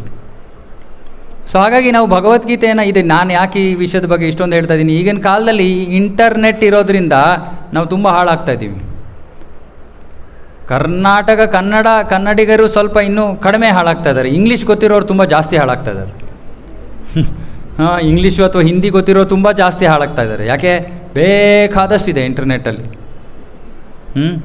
ಹೋಗಲಿ, ನಮಗೆ ಕನ್ನಡಿಗರನ್ನು ನಾವು ಹುಡುಗರೆ ಅಟ್ಲೀಸ್ಟ್ ಏನು ಮಧ್ವ ಸಂಪ್ರದಾಯದವ್ರು ಬರ್ತಾರೆ, ಅಲ್ಲಿ ಇಲ್ಲಿ ಯಾರೋ ಸ್ವಲ್ಪ ಭಕ್ತರದ್ದು ಯಾವುದೋ ಇರ್ಬೋದು, ಇತ್ಯಾದಿ ಇತ್ಯಾದಿ.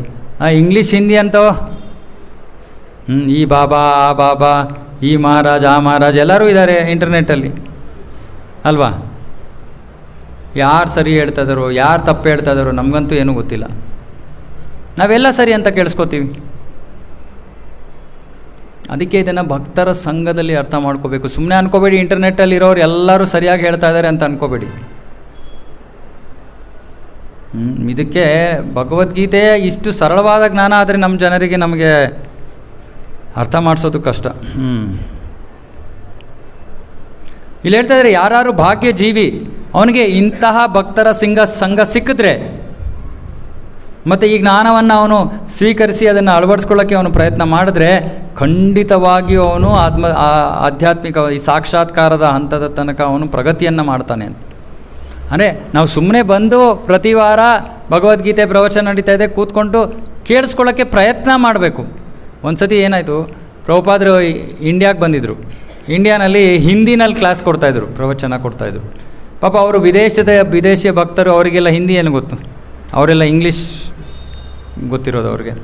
ಸೊ ಇದೊಂದು ದೊಡ್ಡ ಪಂಡಾಲ್ ಪ್ರೋಗ್ರಾಮ್ ಇತ್ತು, ಎಲ್ಲ ಬಾಂಬೆನೆಲ್ಲ ಎಲ್ಲೋ. ಸೊ ಎಲ್ಲರೂ ಭಕ್ತರೆಲ್ಲ ಕೂತಿದ್ರು ಡಯಸ್ ಮೇಲೆ, ಕೀರ್ತನೆ ಆಯಿತು, ಎಲ್ಲ ಆಯಿತು. ಆಮೇಲೆ ಪ್ರಭುಪಾದರು ಹಿಂದಿನಲ್ಲಿ ಪ್ರವಚನ ಶುರು ಮಾಡಿದ್ರು. ಆಮೇಲೆ ಭಕ್ತರು ಒಬ್ಬರೊಬ್ಬರಾಗಿ ಎದ್ದೋಗಕ್ಕೆ ಶುರು ಮಾಡಿದ್ರು.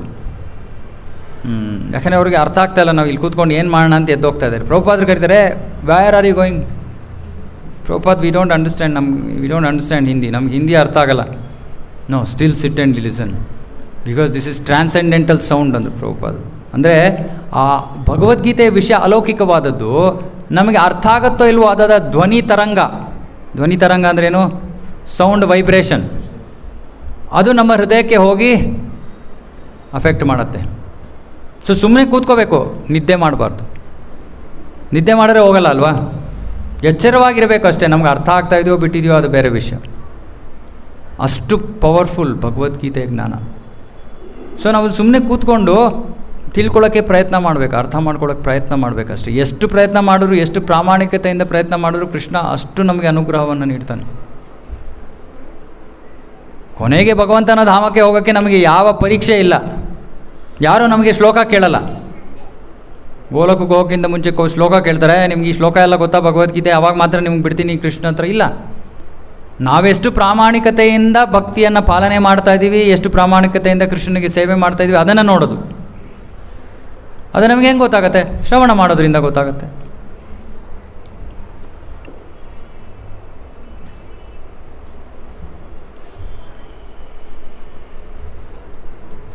ಸೊ ಇಲ್ಲಿ ಈ ಪ್ರಭುಪಾದರು ಬರಿತಾ ಇದ್ದಾರೆ, ಈ ಜ್ಞಾನ ಯಾವುದು, ಈ ಶ್ಲೋಕದಲ್ಲಿ ಕೃಷ್ಣ ಹೇಳ್ತಾ ಇರೋ ಜ್ಞಾನ ಯಾವುದು ಅಂತ ಹೇಳಿ ಅದಕ್ಕೆ ಉತ್ತರ ಕೊಡ್ತಾ ಇದ್ದಾರೆ.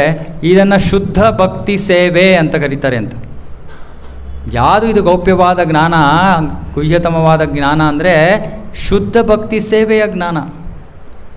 ಇವತ್ತು ಯಾರೋ ನಾನು ಕೇಳ್ತಾಯಿದ್ರು, ಪ್ರಭು ಎಷ್ಟೊಂದು ಜನ ಇದ್ದಾರೆ ಭಾರತದಲ್ಲಿ, ಅಲ್ಲಿ ಇಲ್ಲಿ ಪ್ರತಿದಿನ ದೇವಸ್ಥಾನಗಳಿಗೆ ಹೋಗ್ತಾರೆ, ಮನೆಯಲ್ಲಿ ಪೂಜೆ ಪಾಠಗಳನ್ನು ಮಾಡ್ತಾರೆ ಅಲ್ವಾ, ಬಹಳಷ್ಟು ಸಮಯ. ಅವ್ರು ಹೇಳ್ತಾ ಇದ್ದಾರೆ ಈ ರೀತಿ ಅವರು ಭಕ್ತಿಯಲ್ಲಿ ತೊಡಗಿದ್ದಾರೆ, ಆದರೆ ಅವರ ನಡವಳಿಕೆಯಲ್ಲಿ ಆ ಯಾವ ನಾಜೂಕು ಆ ಗುಣಲಕ್ಷಣಗಳು ಯಾವುದು ಕಾಣಿಸ್ತಾನೆ ಇಲ್ವಲ್ಲ ನಮಗೆ, ಯಾಕೆ ಹೀಗೆ ಅಂತ. ಗೊತ್ತಾಯ್ತಾ ಪ್ರಶ್ನೆ? ಗಂಟುಗಟ್ಟಲೆ ಪೂಜೆ ಪುನಸ್ಕಾರಗಳು, ಮಂತ್ರಗಳು, ಉಚ್ಚಾರಣೆ, ದೇವಸ್ಥಾನ ಎಲ್ಲ ನಡೀತಾ ಇದೆ, ಆದರೆ ಅವರ ಸ್ವಭಾವದಲ್ಲಿ ಯಾವ ಬದಲಾವಣೆ ಇಲ್ಲ. ಅಸೂಯೆ ಇದೆ, ಈರ್ಷೆ ಇದೆ, ಬೇರೆಯವ್ರಿಗೆ ಬೇಜಾರಾಗೋ ರೀತಿಯಲ್ಲಿ ಮಾತಾಡ್ತಾರೆ. ಸೊ ಅವ್ರು ನನ್ನ ಕೇಳ್ತಾಯಿದ್ರು, ಯಾಕೆ ಹಿಂಗೆ, ಏನು ಉತ್ತರ ಇದಕ್ಕೇನು ಉತ್ತರ? ಭಕ್ತಿ ಇಲ್ಲ ಇದಕ್ಕೆ ಉತ್ತರ. ಇದು ಸತ್ವಗುಣದ ಕಾರ್ಯ. ದೇವಸ್ಥಾನಕ್ಕೆ ಹೋಗೋದು, ಪೂಜೆಯನ್ನು ಮಾಡೋದು, ಪುನಸ್ಕಾರಗಳನ್ನು ಮಾಡೋದು, ಮಂತ್ರಗಳು, ಈ ಅಷ್ಟೋತ್ತರ ಆ ಅಷ್ಟೋತ್ತರ, ಇವೆಲ್ಲ ಪುಣ್ಯ ಕಾರ್ಯ. ಪುಣ್ಯ ಕಾರ್ಯದಿಂದ ನಮ್ಮ ಸ್ವಭಾವ ಬದಲಾವಣೆ ಆಗೋದಿಲ್ಲ. ಪುಣ್ಯ ಕಾರ್ಯದಿಂದ ನಮಗೆ ಪುಣ್ಯ ಸಿಗುತ್ತೆ. ಪುಣ್ಯ ಸಿಕ್ಕಿದ್ರೆ ಎಲ್ಲಿಗೆ ಹೋಗ್ತೀವಿ? ಮುಂದಿನ ಜನ್ಮದಲ್ಲಿ ಸ್ವರ್ಗ ಹೋಗ್ತೀವಿ. ಇವಾಗ ಏನಿಲ್ಲ, ಇಲ್ಲೇ ಗೋವಿಂದರಾಜನಗರನೇ. ಸೊ ಈ ಪುಣ್ಯ ಕಾರ್ಯಗಳಿಂದ ನಮ್ಮ ಸ್ವಭಾವ ಬದಲಾವಣೆ ಆಗೋದಿಲ್ಲ. ಕೇವಲ ಭಕ್ತಿಯನ್ನು ಮಾಡಿದಾಗ ಮಾತ್ರ ನಮ್ಮ ಸ್ವಭಾವ, ನಮ್ಮ ಗುಣ ಬದಲಾಗೋಕ್ಕೆ ಸಾಧ್ಯತೆ ಇದೆ. ಇವಾಗ 2 ಥರದ ಭಕ್ತಿ ಸೇವೆ ಇದೆ. ಮುಂಚೆನೂ ಹೇಳಿದ್ದೀನಿ ನಾನು, ಆದರೆ ಅದನ್ನು ಮತ್ತೆ ಹೇಳ್ತಾ ಇರಬೇಕಲ್ವ, ಯಾಕಂದರೆ ಮರ್ತೋಗ್ಬಿಡ್ತೀವಿ ನಾವು. ತುಂಬ ವಿಷಯಗಳಿರ್ತಲ್ಲ ಪಾಪ. ಈ ಮೊಬೈಲ್ ಹತ್ರ ಎಷ್ಟೊಂದು ವಿಷಯಗಳು ಕೊಡ್ತಾ ಇರುತ್ತೆ, ನಮಗೆ ಏನೇನು ಜ್ಞಾಪಕ ಇಟ್ಕೊಳ್ಳೋಣ ನಾವು. ಎರಡು ಥರದ ಭಕ್ತಿ ಸೇವೆ ಇದೆ. ಒಂದು ಮಿಶ್ರ ಭಕ್ತಿ, ಇನ್ನೊಂದು ಶುದ್ಧ ಭಕ್ತಿ. ಮಿಶ್ರ ಭಕ್ತಿ ಅಂದರೆ ನನಗೆ ಏನೋ ಬೇಕು ಹಾಗಾಗಿ ನಾನು ಭಕ್ತಿ ಮಾಡ್ತಾಯಿದ್ದೀನಿ, ಇದು ಮಿಶ್ರ ಭಕ್ತಿ. ನನಗೇನೋ ಬೇಕು ಅದನ್ನು ಪಡ್ಕೊಳ್ಳೋಕ್ಕೋಸ್ಕರ ನಾನು ಭಕ್ತಿ ಮಾಡ್ತಾಯಿದ್ದೀನಿ, ಇದು ಮಿಶ್ರ ಭಕ್ತಿ. ಶುದ್ಧ ಭಕ್ತಿ ಅಂದರೆ ನನಗೇನು ಪಡ್ಕೊಳ್ಳೋಕ್ಕೆ ಯಾವ ಅಪೇಕ್ಷೆನೂ ಇಲ್ಲ, ನನ್ನ ಉದ್ದೇಶ ಒಂದೇ ಒಂದು, ಕೃಷ್ಣ ಸಂತೃಪ್ತನಾಗಬೇಕು. ಇವಾಗ ನಾವು ಕಾರ್ತಿಕ ಮಾಸದಲ್ಲಿ ದಾಮೋದರ ಲೀಲೆಯನ್ನು ಹೇಳ್ತೀವಲ್ವ, ಎಲ್ಲರಿಗೂ ಜ್ಞಾಪಕ ಇದೆ ಅಲ್ವ ದಾಮೋದರ ಲೀಲೆ? ಏನಾಗುತ್ತೆ ದಾಮೋದರ ಲೀಲೆಯಲ್ಲಿ? ಕೃಷ್ಣನ ಕಟ್ಟಾಕಿದ್ರು. ಯಾರು ಕಟ್ಟಾಕಿದ್ರು ಮಾತಾಜಿ? ಯಶೋಧ ಕಟ್ಟಾಗಲಿ. ಯಶೋಧ ಭಕ್ತಿನೇ ಇಲ್ಲ ಅಲ್ವಾ? ಕಟ್ಟಾಕ್ತೀರಾ ನೀವು ಕೃಷ್ಣನ? ತುಂಬ ಭಕ್ತಿ ಇದೆ. ಎಷ್ಟು ಭಕ್ತಿ ಇದೆ ಅಂದರೆ ಕೃಷ್ಣ ದೇವರು ಅಂತಾನೆ ಮರೆಯೋಷ್ಟು ಭಕ್ತಿ ಅದು. ಯಾಕೆ ಕೃಷ್ಣನ ಮರೀತಾರೆ? ಯಾಕಂದರೆ ಕೃಷ್ಣ ತನ್ನ ಕೃಷ್ಣ ತನ್ನ ಮಗ ಅನ್ನೋ ಭಾವ ಯಶೋದೆಯಲ್ಲಿ, ಆ ಕೃಷ್ಣನನ್ನ ಮಗ ಅನ್ನೋ ಭಾವದ ನಡುವೆ ಕೃಷ್ಣ ದೇವರು ಅಂತ ಬಂದ್ಬಿಟ್ರೆ ಹೆಂಗೆ ಪ್ರೀತಿಯನ್ನು ತೋರ್ತಾಳು ಅವಳು? ಹಾಗಾಗಿ ಯಶೋದೆಗೆ ಒಂದೊಂದ್ಸತಿ ಬರ್ತಾ ಇರುತ್ತೆ, ಕೃಷ್ಣ ಬಾಯಿ ಮಾಡ್ದ, ಸಕಲ ಬ್ರಹ್ಮಾಂಡಗಳು ಕಾಣ್ತಾ ಇದೆ ಬಾಯಿನಲ್ಲಿ. ಒಳ್ಳೆ ಏನಿದು ನನ್ನ ಮಗ ಏನು ದೊಡ್ಡ ಯಾವುದೋ ವ್ಯಕ್ತಿ ಏನು ದೇವರ ಇವನು ಭಗವಂತನ ಇವನು ಅಂತ ಒಂದು ಡೌಟ್ ಬರುತ್ತೆ ತಕ್ಷಣ ಮನಸ್ಸಿನಲ್ಲಿ. ಆಮೇಲೆ ಕೃಷ್ಣನ ಲೀಲಾ ಶಕ್ತಿ ಇದೆ, ಮರೆಸ್ಬಿಡುತ್ತೆ, ಯೋಗಮಾಯೆ ಮರೆಸ್ಬಿಡುತ್ತೆ.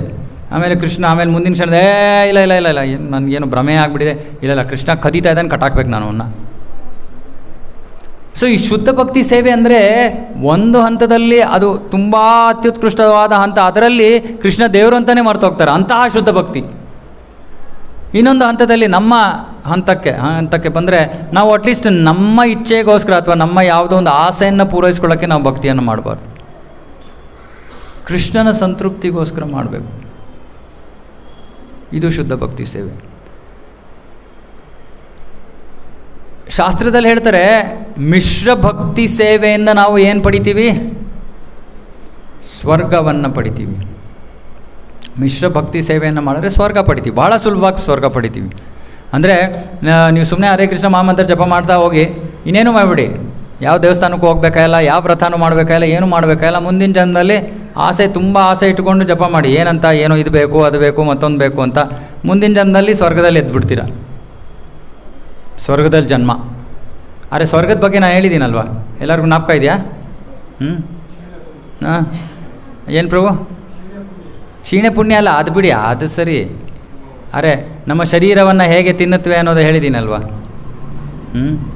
ಭೂವರ್ಲೋಕದಲ್ಲಿ ಪ್ರೇತಗಳು ನಮ್ಮ ಶರೀರವನ್ನು ಜೀವಂತ ತಿನ್ನುತ್ತವೆ. ಸೊ ಬೇಕಂದರೆ ಹೋಗಿ ಕೆಳಗಡೆ ಬೀಳಿ, ತೊಂದರೆ ಇಲ್ಲ. ಅರೆ ವ್ಯರ್ಥ. ಅರೆ ಯಾರು ಶುದ್ಧ ಭಕ್ತಿ ಸೇವೆಯನ್ನು ಮಾಡ್ತಾರೋ ಅದನ್ನು ಕರೀತಾರೆ ಶ್ರೀಕೃಷ್ಣ ಆಕರ್ಷಿಣಿ ಅಂತ. ಶ್ರೀಕೃಷ್ಣ ಆಕರ್ಷಿಣಿ ಅಂದರೆ ಈ ಶುದ್ಧ ಭಕ್ತಿ ಸೇವೆ ಒಂದೇ ಕೃಷ್ಣನನ್ನು ಆಕರ್ಷಿಸೋದು. ನಿಮ್ಮ ಹಣ, ನಿಮ್ಮ ಸಂಪತ್ತು, ನಿಮ್ಮ ಬುದ್ಧಿ, ನಿಮ್ಮ ಸ್ಥಾನ, ನಿಮ್ಮ ಸೌಂದರ್ಯ, ನಿಮ್ಮ ಮಾನ, ಆಳು ಮೂಳು, ಯಾವುದರಿಂದಾನೂ ಕೃಷ್ಣ ಆಕರ್ಷಿತನಾಗಲ್ಲ. ಕೃಷ್ಣನನ್ನು ಆಕರ್ಷಿಸಬೇಕು ಅಂದರೆ ಕೇವಲ ನಿಮ್ಮಲ್ಲಿರೋ ಶುದ್ಧ ಭಕ್ತಿಯಿಂದ ಮಾತ್ರ ಸಾಧ್ಯ.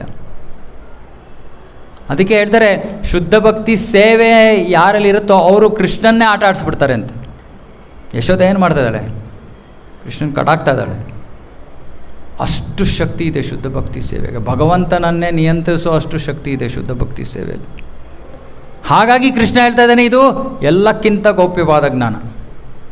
ಯಾಕಪ್ಪ ಕೃಷ್ಣ ಪಬ್ಲಿಕ್ಕಲ್ಲಿ ಕೊಡ್ತಾನೆ, ಬನ್ನಿ ಇದು ತೊಗೊಳ್ಳಿ, ಇದನ್ನು ತೊಗೊಂಡು ನನ್ನ ಕಟ್ಟಾಕಿ. ಎಷ್ಟೊಂದು ಜನ ಇರ್ತಾರಲ್ವ, ಕೃಷ್ಣನ್ ಕಟ್ಟಾಕ್ಬಿಟ್ಟು ಅವ್ರಿಗೆ ಬೇಕಾಗಿರೋದು ತೊಗೊಳ್ಳೋ ಅಂಥವ್ರು. ಸೊ ಹಾಗಾಗಿ ಅವನು ಸರಳವಾಗಿ ಇದನ್ನು ಎಲ್ಲರಿಗೂ ಕೊಡೋದು ಇಲ್ಲ. ನಾವೆಲ್ಲ ಹುಡುಕಿ ಬಂದಿದ್ದೀವಿ ಇಲ್ಲಿ, ಈ ಜನ್ಮದಲ್ಲ, ಭಾಳ ಜನ್ಮಗಳಿಂದ ಹುಡುಕ್ತಾ ಇದ್ದೀವಿ, ನಿಮಗೆಲ್ಲ ಗೊತ್ತಿಲ್ಲ. ಹುಡುಕ್ಬಿಟ್ಟು ಇಲ್ಲಿ ಬಂದಿರೋದು.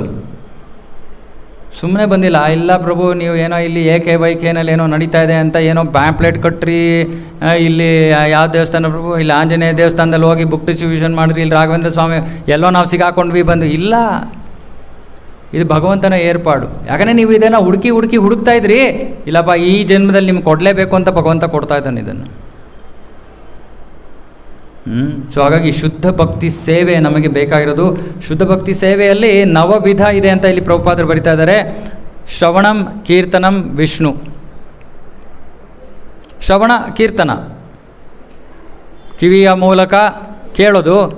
ಕೀರ್ತನ ಅಂದರೆ ಬಾಯಿಯ ಮೂಲಕ ಭಗವಂತನ ಬಗ್ಗೆ ಹೇಳೋದು. ಯಾರ ಬಗ್ಗೆ? ವಿಷ್ಣು, ಕೃಷ್ಣ.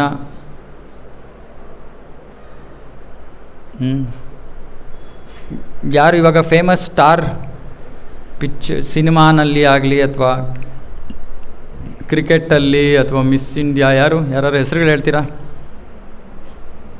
ಇಲ್ಲೆಲ್ಲ ಮುಂದಿರೋರ್ಗೆ ಯಾರಿಗೂ ಗೊತ್ತಿರಲ್ಲ, ಏನು ಉಪಯೋಗ ಇಲ್ಲ. ಅದಕ್ಕೆ ಫಸ್ಟ್ ರೋನಲ್ಲಿ ಇರೋರೆಲ್ಲ ಫೇಲು, ಫಸ್ಟ್ ರೋ, ಸೆಕೆಂಡ್. ಆಮೇಲೆ ಯಾರ್ಯಾರು ಗೊತ್ತಿದೆಯಾ? ಇವರೆಲ್ಲ ಈ ಎಕ್ಸಾಮಲ್ಲಿ ಫೇಲು. ವಿರಾಟ್ ಕೊಹ್ಲಿ ಇನ್ನೂ ಇದ್ದಾನಾ? ಇನ್ನೂ ಫೇಮಸ್ಸಾ? ಅಲ್ಲ, ಇದ್ದಾನೆ ಗೊತ್ತು, ಜೀವಂತವಾಗಿದ್ದಾನೆ ಗೊತ್ತು. ಅಲ್ಲ, ಇನ್ನೂ ಫೇಮಸ್ಸಾ ಅಂತ? ಫೇಮಸ್ಸಾ? ವಿರಾಟ್ ಕೊಹ್ಲಿ ಶ್ರವಣ ಕೀರ್ತನ ಅಲ್ಲ. ವಿರಾಟ್ ಕೊಹ್ಲಿ ಬಗ್ಗೆ ಪಿಕ್ಚರ್ ತೆಗೆದ್ರೆ ಎಲ್ಲರೂ ಆಸ್ತಿಯನ್ನೇ ಕೊಟ್ಬಿಟ್ಟು ಹೊಟ್ಟೋಗ್ತಾರೆ ಅನ್ಸುತ್ತೆ ನೋಡೋಕ್ಕೆ. ಯಾರು ಹೇಳಿದ್ರೆ ಫಸ್ಟ್ ಶೋನಲ್ಲಿ ವಿರಾಟ್ ಕೊಹ್ಲಿನೇ ಇರ್ತಾನೆ ಥಿಯೇಟ್ರಲ್ಲಿ. ಅಂದರೆ ಏನು ಪ್ರಭು, ಶರಣ್ ಪ್ರಭು ಹೋಗ್ತಾರಲ್ವ ಜನ? ಹಾಂ, ಅರೆ ಇಲ್ಲಿ ಆದರೂ ಅವನ ಬಗ್ಗೆ ಹೇಳ್ತಾ ಇಲ್ಲ. ಶ್ರವಣಂ ಕೀರ್ತನಂ ವಿಷ್ಣು, ಭಗವಂತನ ಬಗ್ಗೆ ಶ್ರವಣ ಮಾಡಬೇಕು. ಭಗವಂತನ ಬಗ್ಗೆ ಏನು ಶ್ರವಣ ಮಾಡ್ತೀವೋ ಅದನ್ನು ಕೀರ್ತನೆ ಹೆಂಗೆ ಮಾಡೋದು ನಾವು? ಅದನ್ನೇ ಇನ್ನೊಬ್ರಿಗೆ ಹೇಳೋದು. ಆಮೇಲೆ ಇನ್ನೂ ಇದೆ. ಶ್ರವಣಂ ಕೀರ್ತನಂ ವಿಷ್ಣು ಸ್ಮರಣಂ. ಸ್ಮರಣಂ ಅಂದರೆ ಏನರ್ಥ? ನೆನಪಿಸ್ಕೊಳ್ಳೋದು. ಅಯ್ಯೋ, ನಮ್ದು ಎಂಥ ಸ್ಥಿತಿ ನೋಡಿ, ಭಗವಂತನ ನೆನಪಿಸ್ಕೊಳ್ಳೋ ಸ್ಥಿತಿ ಬಂದಿದೆ. ಅಂದರೆ ಏನರ್ಥ? ಸಾಮಾನ್ಯವಾಗಿ ನೆನಪಿಸ್ಕೊಳ್ಳಲ್ಲ ಅಂತ. ಸಾಮಾನ್ಯವಾಗಿ ನಮ್ಮ ಬಗ್ಗೆನೇ ನೆನಪಿಸ್ಕೊತಾ ಇದ್ದೀವಿ. ಅದಕ್ಕೆ ಹೇಳ್ತಾರೆ, ಸ್ವಲ್ಪ ಅವನ ಬಗ್ಗೆನೂ ನೆನೆಸ್ಕೊಳ್ಳಿಯಪ್ಪ, ನಿಮ್ಮ ಬಗ್ಗೆನೇ ಯೋಚನೆ ಮಾಡ್ತಾ ಇರಬೇಡಿ, ಆಗಾಗ ಸ್ವಲ್ಪ ಭಗವಂತನ ಬಗ್ಗೆನೂ ಯೋಚನೆ ಮಾಡಿ ಅಂತ. ಆದರೆ ಮಾಡಲ್ಲ ಜನ. ಅವಾಗ ಏನು ಮಾಡ್ತಾನೆ ಕೃಷ್ಣ? ಯಾರನ್ನ ಕಳಿಸ್ತಾನೆ? ಕೊರೋನಾನ ಕಳಿಸ್ತಾನೆ. ಇವಾಗ ಅಲ್ಲಿ ಯುದ್ಧನೇ ಕಳಿಸಿದ್ದಾನೆ. ಅಪ್ಪ ಗ್ಯಾಸ್ ಸಿಗ್ತಾ ಇಲ್ಲ ಅಪ್ಪ, ಕೃಷ್ಣ ಗ್ಯಾಸ್ ಕೊಟ್ಟುಬಿಡಪ್ಪ. ಇಲ್ಲ ನನಗೆ ಜ್ಞಾಪಕನೇ ಬರಲ್ವಲ್ಲ ನಮಗೆ, ಏನು ಮಾಡೋದು? ನಿಮಗೆ ಒಂದು ಸ್ವಲ್ಪ ಸ್ಪೆಷಲ್ ನ್ಯೂಸ್ ಕೊಡ್ತಾಯಿದ್ದೀನಿ ಇವತ್ತು. ಈ ಕೊರೋನಾ, ಈ ಯುದ್ಧ ಇವೆಲ್ಲ ಪ್ರಾರಂಭ ಅಷ್ಟೇ. ಕಲಿಯುಗದಲ್ಲಿ ಕಷ್ಟದ ಪ್ರಾರಂಭ ಇದು ಹೀಗೇ ನಡೆಯುತ್ತೆ. ಇನ್ನೂ ದೊಡ್ಡ ದೊಡ್ಡ ಸಮಸ್ಯೆಗಳಾಗತ್ತವೆ. ನೀವು ಅಂದ್ಕೊಂಡ್ರೆ ಅಲ್ವಾ, ಕೊರೋನಾ ಆಯಿತು ಹೊಟ್ಟೋಯ್ತು, ಇವಾಗ ಯುದ್ಧ ಆಯಿತು, ಇನ್ನೂ ನಡೆಯುತ್ತೆ ಇದು. ಇದಾದಮೇಲೆ ನಿಂತೋಗ್ಬಿಡುತ್ತಾ? ಇನ್ನೇನೋ ಆಗುತ್ತೆ, ಮತ್ತೊಂದಾಗತ್ತೆ. ಇದರ ಉದ್ದೇಶ ಏನು ಅಂದರೆ, ಕೃಷ್ಣನಿಗೆ ಬಹಳ ಕೃಪೆ ನಮ್ಮ ಮೇಲೆ. ಯಾಕಂದರೆ ಇದು ಸುವರ್ಣ ಯುಗ. 10,000 ವರ್ಷದ ಕಾಲ ಪ್ರಾರಂಭ ಆಗಿದೆ. 10,000 ವರ್ಷದಲ್ಲಿ 500 ವರ್ಷಕ್ಕಿಂತ ಸ್ವಲ್ಪ ಹೆಚ್ಚಾಗಿದೆ. ಇನ್ನು 9,500 ವರ್ಷದೊಳಗೆ ಕೃಷ್ಣ ಈ ಜಗತ್ತಿನಲ್ಲಿರೋ ಎಲ್ಲ ಜೀವಿಗಳನ್ನು ಭಕ್ತರನ್ನಾಗಿ ಮಾಡ್ತಾನೆ. 9,500 ವರ್ಷಗಳಲ್ಲಿ. ಅಂದರೆ ಎಷ್ಟು ಎಮರ್ಜೆನ್ಸಿ ಕ್ರಿಯೇಟ್ ಆಗಬೇಕು, ಇಲ್ಲಾಂದರೆ ಜನ ಬರಲ್ಲ ಅಲ್ವಾ? ಕಷ್ಟ ಬಂದಾಗ ತಾನೇ ವೆಂಕಟರಮಣ. ಅದು ಒಂದು ಸತಿ ಕಷ್ಟ ಬಂದು ಹೊಟ್ಟೋಗ್ಬಿಟ್ರೆ ವೆಂಕಟರಮಣ ಮರ್ತುಬಿಟ್ಟೆ, ಆಯ್ತಪ್ಪ ಎಲ್ಲ ಚೆನ್ನಾಗಿದೆ, ನಿನ್ನ ಪಾಡಿಗೆ ನೀನು ಅಲ್ಲಿರು, ನನ್ನ ಪಾಡಿಗೆ ನಾನು ಇಲ್ಲಿರ್ತೀನಿ. ಇಲ್ಲ, ಮತ್ತೆ ನೀವು ಅವನನ್ನು ನೆನೆಸ್ಕೋಬೇಕು, ಮತ್ತೆ ಇನ್ನೊಂದು ಕಷ್ಟ ಬರುತ್ತೆ. ಆದರೆ ಅದ್ರ ಜೊತೆ ಇನ್ನೊಂದು ರಹಸ್ಯ ಹೇಳ್ತೀನಿ. ಭಕ್ತರಾದವರು ಇದು ಯಾವುದರಿಂದನೋ ಅವರಿಗೆ ಯಾವ ರೀತಿಯೂ ತೊಂದರೆ ಆಗೋದಿಲ್ಲ. ಯಾರು ಭಗವಂತನ ಭಕ್ತರಾಗಿದ್ದಾರೋ ಕೃಷ್ಣ ಆಶ್ವಾಸನೆ ಕೊಟ್ಟಿದ್ದಾನೆ, ಯೋಗಕ್ಷೇಮಂ ವಹಾಮ್ಯಂ, ನಿಮ್ಮನ್ನು ನೋಡ್ಕೋತೀನಿ ನಾನು. ಹಾಗಾಗಿ ಈ ಎಲ್ಲ ಇಷ್ಟೊಂದು ತೊಂದರೆಗಳಿದ್ರೂ ಕೂಡ ಭಕ್ತರನ್ನ ಅದು ಮುಟ್ಟೋದಿಲ್ಲ. ಸುಮ್ಮನೆ ನಾವು ವೀಕ್ಷಕರಾಗಿ ನೋಡ್ತಾ ಇರ್ತೀವಿ, ಅಯ್ಯೋ ಪಾಪ ಇವ್ರು ಕಷ್ಟಪಡ್ತಾ ಇದ್ದಾರೆ, ಅಯ್ಯೋ ಅವ್ರು ಕಷ್ಟಪಡ್ತಾ ಇದ್ದಾರೆ, ಅವ್ರಿಗೆ ಹೆಂಗಪ್ಪ ಕೃಪೆ ಕೊಡೋದು, ಇವ್ರಿಗೆ ಹೆಂಗಪ್ಪ ಭಕ್ತಿ ಕರ್ಕೊಂಡು ಬರೋದು, ನಮ್ದು ಇದು ಯೋಚನೆ. ನಮಗೆ ಕಷ್ಟ ಬರಲ್ಲ. ಹಾಗಾಗಿ ನಾವು ಈ ಚೈತನ್ಯ ಮಹಾಪ್ರಭುಗಳ ಈ ಮಾರ್ಗವನ್ನು, ಹರೇ ಕೃಷ್ಣ ಮಹಾಮಂತ್ರದ ಜಪದ ಮಾರ್ಗವನ್ನು ಎಲ್ಲರಿಗೂ ಕೊಡೋದಕ್ಕೆ ಪ್ರಯತ್ನ ಮಾಡಬೇಕು. ನಮ್ಮ ಭಕ್ತರು ಪ್ರಯತ್ನ ಶುರು ಮಾಡಿದ್ದಾರೆ, ಮನೆ ಮನೆಗೆ ಹೋಗಿ ಕೊಡೋದಕ್ಕೆ. ಇದನ್ನು ಇನ್ನೂ ಹೆಚ್ಚು ಮಾಡ್ತೀವಿ ನಾವು ಹೋಗ್ತಾ ಹೋಗ್ತಾ. ಪ್ರತಿಯೊಂದು ಮನೆಯಲ್ಲೂ ಕೂಡ ಪ್ರಭುಪಾದರ ಪುಸ್ತಕ ಇರಬೇಕು. ಪ್ರತಿಯೊಂದು ಮನೆಯಲ್ಲೂ ಕೂಡ ಪ್ರತಿಯೊಬ್ಬರು ಹರೇ ಕೃಷ್ಣ ಮಹಾಮಂತ್ರದ ಜಪವನ್ನು ಮಾಡಬೇಕು. ಇದು ಭಗವಂತನ ಇಚ್ಛೆ, ನಮ್ಮ ಇಚ್ಛೆ ಅಲ್ಲ. ನಾವು ಅದನ್ನು ಪೂರೈಸೋದಕ್ಕೆ ಪ್ರಯತ್ನ ಮಾಡ್ತೀವಿ ಅಷ್ಟೇ. ಪ್ರಯತ್ನ ನಮ್ಮ ಕೈನಲ್ಲಿ ಏನಿದೆ? ಪ್ರತಿಯೊಂದು ಮನೆಗೆ ಹೋಗೋಷ್ಟು ನಾವು ಕೆಲಸ ಮಾಡ್ಬೋದು. ಮನೆಗೆ ಹೋಗಾದ್ಮೇಲೆ ಯಾರು ಸ್ವೀಕಾರ ಮಾಡ್ತಾರೋ ಧಾಡ್ ಅಂತ ಬಾಗಿಲಾಗ್ತಾರೋ ನಮ್ಗೆ ಗೊತ್ತಿಲ್ಲ. ಹೆಚ್ಚು ಜನ ಅದೇ ಮಾಡೋದು. ಆದರೆ ಈ ಶುದ್ಧ ಭಕ್ತಿ ಸೇವೆ ಇಲ್ಲದೆ ನಾವು ಕೃಷ್ಣನನ್ನು ಪಡ್ಕೊಳ್ಳೋಕ್ಕಾಗಲ್ಲ. ಕೃಷ್ಣನನ್ನು ಪಡ್ಕೊಳ್ಳದೆ ಹೋದರೆ 6ನೇ ಅಧ್ಯಾಯದಲ್ಲಿ ನಾವು ಆ ಶ್ಲೋಕವನ್ನು ಓದಲಿಲ್ಲ. ಸುಖದ ಒಂದು ವ್ಯಾಖ್ಯಾನವನ್ನು ಕೃಷ್ಣ ಕೊಡ್ತಾ ಇದ್ದಾನೆ. ಅಂದರೆ ಸುಖ ಅಂದರೆ ಏನು? ಸುಖಂ ಆತ್ಯಂತಿಕಂ ಯತ್ತತ್ ಅಂತಾನೆ ಕೃಷ್ಣ. ಸುಖಂ ಆತ್ಯಂತಿಕಂ. ಸುಖಂ ಆತ್ಯಂತಿಕಂ ಅಂದರೆ ಸುಖ ಅನ್ನೋದು ಅತೀಂದ್ರಿಯವಾದದ್ದು ಅಂತ. ಅತೀಂದ್ರಿಯವಾದದ್ದು ಅಂದರೆ ಏನರ್ಥ? ಐಂದ್ರಿಕಂ ಅಂದರೆ ಈ ಇಂದ್ರಿಯಗಳ ಮೂಲಕ ಸುಖವನ್ನು ಅನುಭವಿಸೋದು, ಹೌದಲ್ವಾ? ಅದು ನಮ್ಗೆ ಗೊತ್ತಿದೆ. ಹೇಗೆ ಅನುಭವಿಸ್ತೀವಿ ಸುಖ? ಇಂದ್ರಿಯಗಳ ಮೂಲಕ. ಏನಾದರೂ ಸ್ವಲ್ಪ ಹಿಂದೆ ಕೂತಿರೋರೆಲ್ಲ ಎಚ್ಚರ ಹಾಕೊಂಡಿಯಪ್ಪ. ಎಲ್ಲ ಈಸಿ ಕ್ವೆಶ್ಚನ್ ಕೇಳ್ತಾ ಇದ್ದೀನಿ ನಾನು, ನೀವು ಹೇಳ್ತಾನೆ ಇಲ್ವಲ್ಲ. ಇಂದ್ರಿಯಗಳ ಮೂಲಕ ಹೇಗೆ ಸುಖವನ್ನು ಅನುಭವಿಸೋಕ್ಕೆ ಪ್ರಯತ್ನ ಮಾಡ್ತಾಯಿದ್ದೀವಿ? ರವಿ ಪ್ರಭು, ನೋಡೋದ್ರಿಂದ ಏನು ನೋಡ್ತೀರಾ ಪ್ರಭು? ಏನು ನೋಡೋದ್ರಿಂದ ಸುಖ ಸಿಗುತ್ತೆ? ಕ್ರಿಕೆಟ್ ಇವಾಗ ಯಾವುದೋ ಬರ್ತಾಯಿತ್ತು ಕ್ರಿಕೆಟ್ ಮ್ಯಾಚ್ ನೋಡೋದ್ರಿಂದ ಸುಖ ಸಿಗುತ್ತೆ. ಆಮೇಲೆ ಟೇಸ್ಟ್ ಬಿಡೋಕ್ಕೆ ಆಗಲ್ಲ ನಮಗೆ. ಅತ ಶ್ರೀಕೃಷ್ಣ ನಾಮಾದಿ ನ ಭವೇತ್ ಗ್ರಾಹ್ಯಂ ಇಂದ್ರಿಯೈ ಸೇವನ್ಮುಖೇ ಹಿ ಜೀವಾದೌ. ಜೀವ ಅಂದರೆ ನಾಲಿಗೆ. ಜೀವ ಆದವು ಅಂದರೆ ನಾಲಿಗೆಯಿಂದ ಪ್ರಾರಂಭ ಮಾಡಿ. ನಾಲಿಗೆ 2 ಕೆಲಸ ಮಾಡುತ್ತೆ. ಏನೇನು ಮಾಡುತ್ತೆ? ಅಯ್ಯಯ್ಯೋ ಪ್ರಭು, ಅದೆಲ್ಲ ಏನು ಪ್ರಭು ನೀವು ಹೇಳ್ತೀರಾ? ನಮ್ಗೆ ಗೊತ್ತಿಲ್ಲದೆ ಇರೋ ವಿಷಯ ಎಲ್ಲ ಹೇಳ್ಬೇಡಿಯಪ್ಪ. ಕೀರ್ತನೆ ಎಲ್ಲ ಗೊತ್ತಿಲ್ಲ ನಮಗೆ, ಗೊತ್ತಿರೋ ವಿಷಯಗಳು ಹೇಳಿ ನೀವು. ಮಾತು ಸ್ಟಾರ್ಟ್ ಆದರೆ ಸ್ಟಾಪೇ ಆಗಲ್ಲ. ಮಾತು ಮತ್ತು ರುಚಿ. ಈ ಮಾತು ಮತ್ತು ರುಚಿಯನ್ನು ನಾವು ಅದರ ಕೆಲಸ ಅದೇ, ಅದನ್ನು ಬದಲಾಯಿಸೋಕ್ಕಾಗಲ್ಲ. ಯಾವ ವಿಷಯವನ್ನು ಮಾತಾಡ್ತಾ ಇದ್ದೀವಿ, ಯಾವ ವಿಷಯದ ಟೇಸ್ಟನ್ನು ನೋಡ್ತಾ ಇದ್ದೀವಿ ಅನ್ನೋದನ್ನು ಮಾತ್ರ ಬದಲಾಯಿಸಬೇಕು. ಅದನ್ನು ಬದಲಾಯಿಸ್ಬಿಟ್ರೆ ನಮ್ಮ ಜೀವನದ ಮಾರ್ಗ ಸರಿ ಹೋಗ್ಬಿಡುತ್ತೆ. ಸೊ ಇಲ್ಲಿ ಹೇಳ್ತಾ ಇದ್ದಾರೆ, ಇಂದ್ರಿಯಗಳ ಮೂಲಕ ನೀವು ಸುಖವನ್ನು ಅನುಭವಿಸೋಕ್ಕೆ ಪ್ರಯತ್ನ ಮಾಡ್ತಾಯಿದ್ದೀರಾ, ಆದರೂ ನಿಜವಾದ ಸುಖ ಅಲ್ಲ. ಹೌದಾ? ಏನಪ್ಪ ಮತ್ತೆ ಏನಂಗಂದ್ರೆ ಅರ್ಥ? ಇಂದ್ರಿಯಗಳ ಮೂಲಕ ಅನುಭವಿಸೋಕ್ಕೆ ಪ್ರಯತ್ನ ಮಾಡ್ತಾ ಇರೋ ಸುಖ ನಿಜವಾದ ಸುಖ ಅಲ್ಲ. ಏನಂಗಂದ್ರೆ ಅರ್ಥ ಸುಜಾತ ಮಂತಾಜಿ?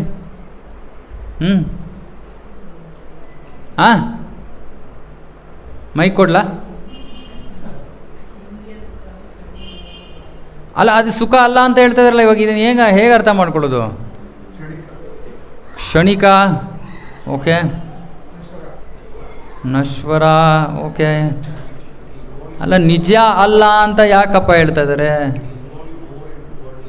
ಅಲ್ಲ, okay, it's fine. What is the problem? Will get more involve. No, if it involves us more, will get more involved. ಯಾತಕ್ಕೆ ನಿಜ ಅಲ್ಲ ಅಂತ ಹೇಳ್ತಾ ಇದ್ದಾರೆ?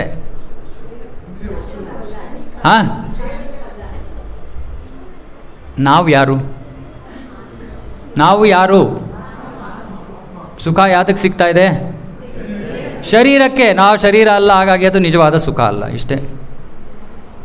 ಇದಕ್ಕೆ ಶಾಸ್ತ್ರದಲ್ಲಿ ಹೇಳ್ತಾರೆ ಕನಸು. ಎಲ್ಲರೂ ಕನಸು ಕಂಡ್ರಿ ಅಲ್ವಾ? ಯಾವ್ದಾದ್ರು ಇಂಟ್ರೆಸ್ಟಿಂಗ್ ಕನಸು ಹೇಳ್ತೀರಾ? ಸ್ವಲ್ಪ ಮಲಗಿರೋರ್ನೆಲ್ಲ ಎಬ್ಸೋ ಅಂತ ಕನಸು. ಏನಾದರೂ? ಏನೂ ಇಲ್ವಾ? ಚೆನ್ನಾಗಿರೋದು ಏನಾದ್ರು ಕನಸಿತ್ತಾ? ಏನೋ ಒಂದು ಚಿಕ್ಕ ಹಾರ ತೊಗೊಳಕ್ಕೆ ಹೋದ್ವಿ, ದೊಡ್ಡ ಹಾರ ಸಿಕ್ಬಿಡ್ತು, ಆ ಥರ ಏನಾರು ಕನಸು ಬಿದ್ದಿದೆಯಾ? ಸೊ ಈ ಥರ ಎಲ್ಲ ಕನಸು ಬೀಳುತ್ತೆ.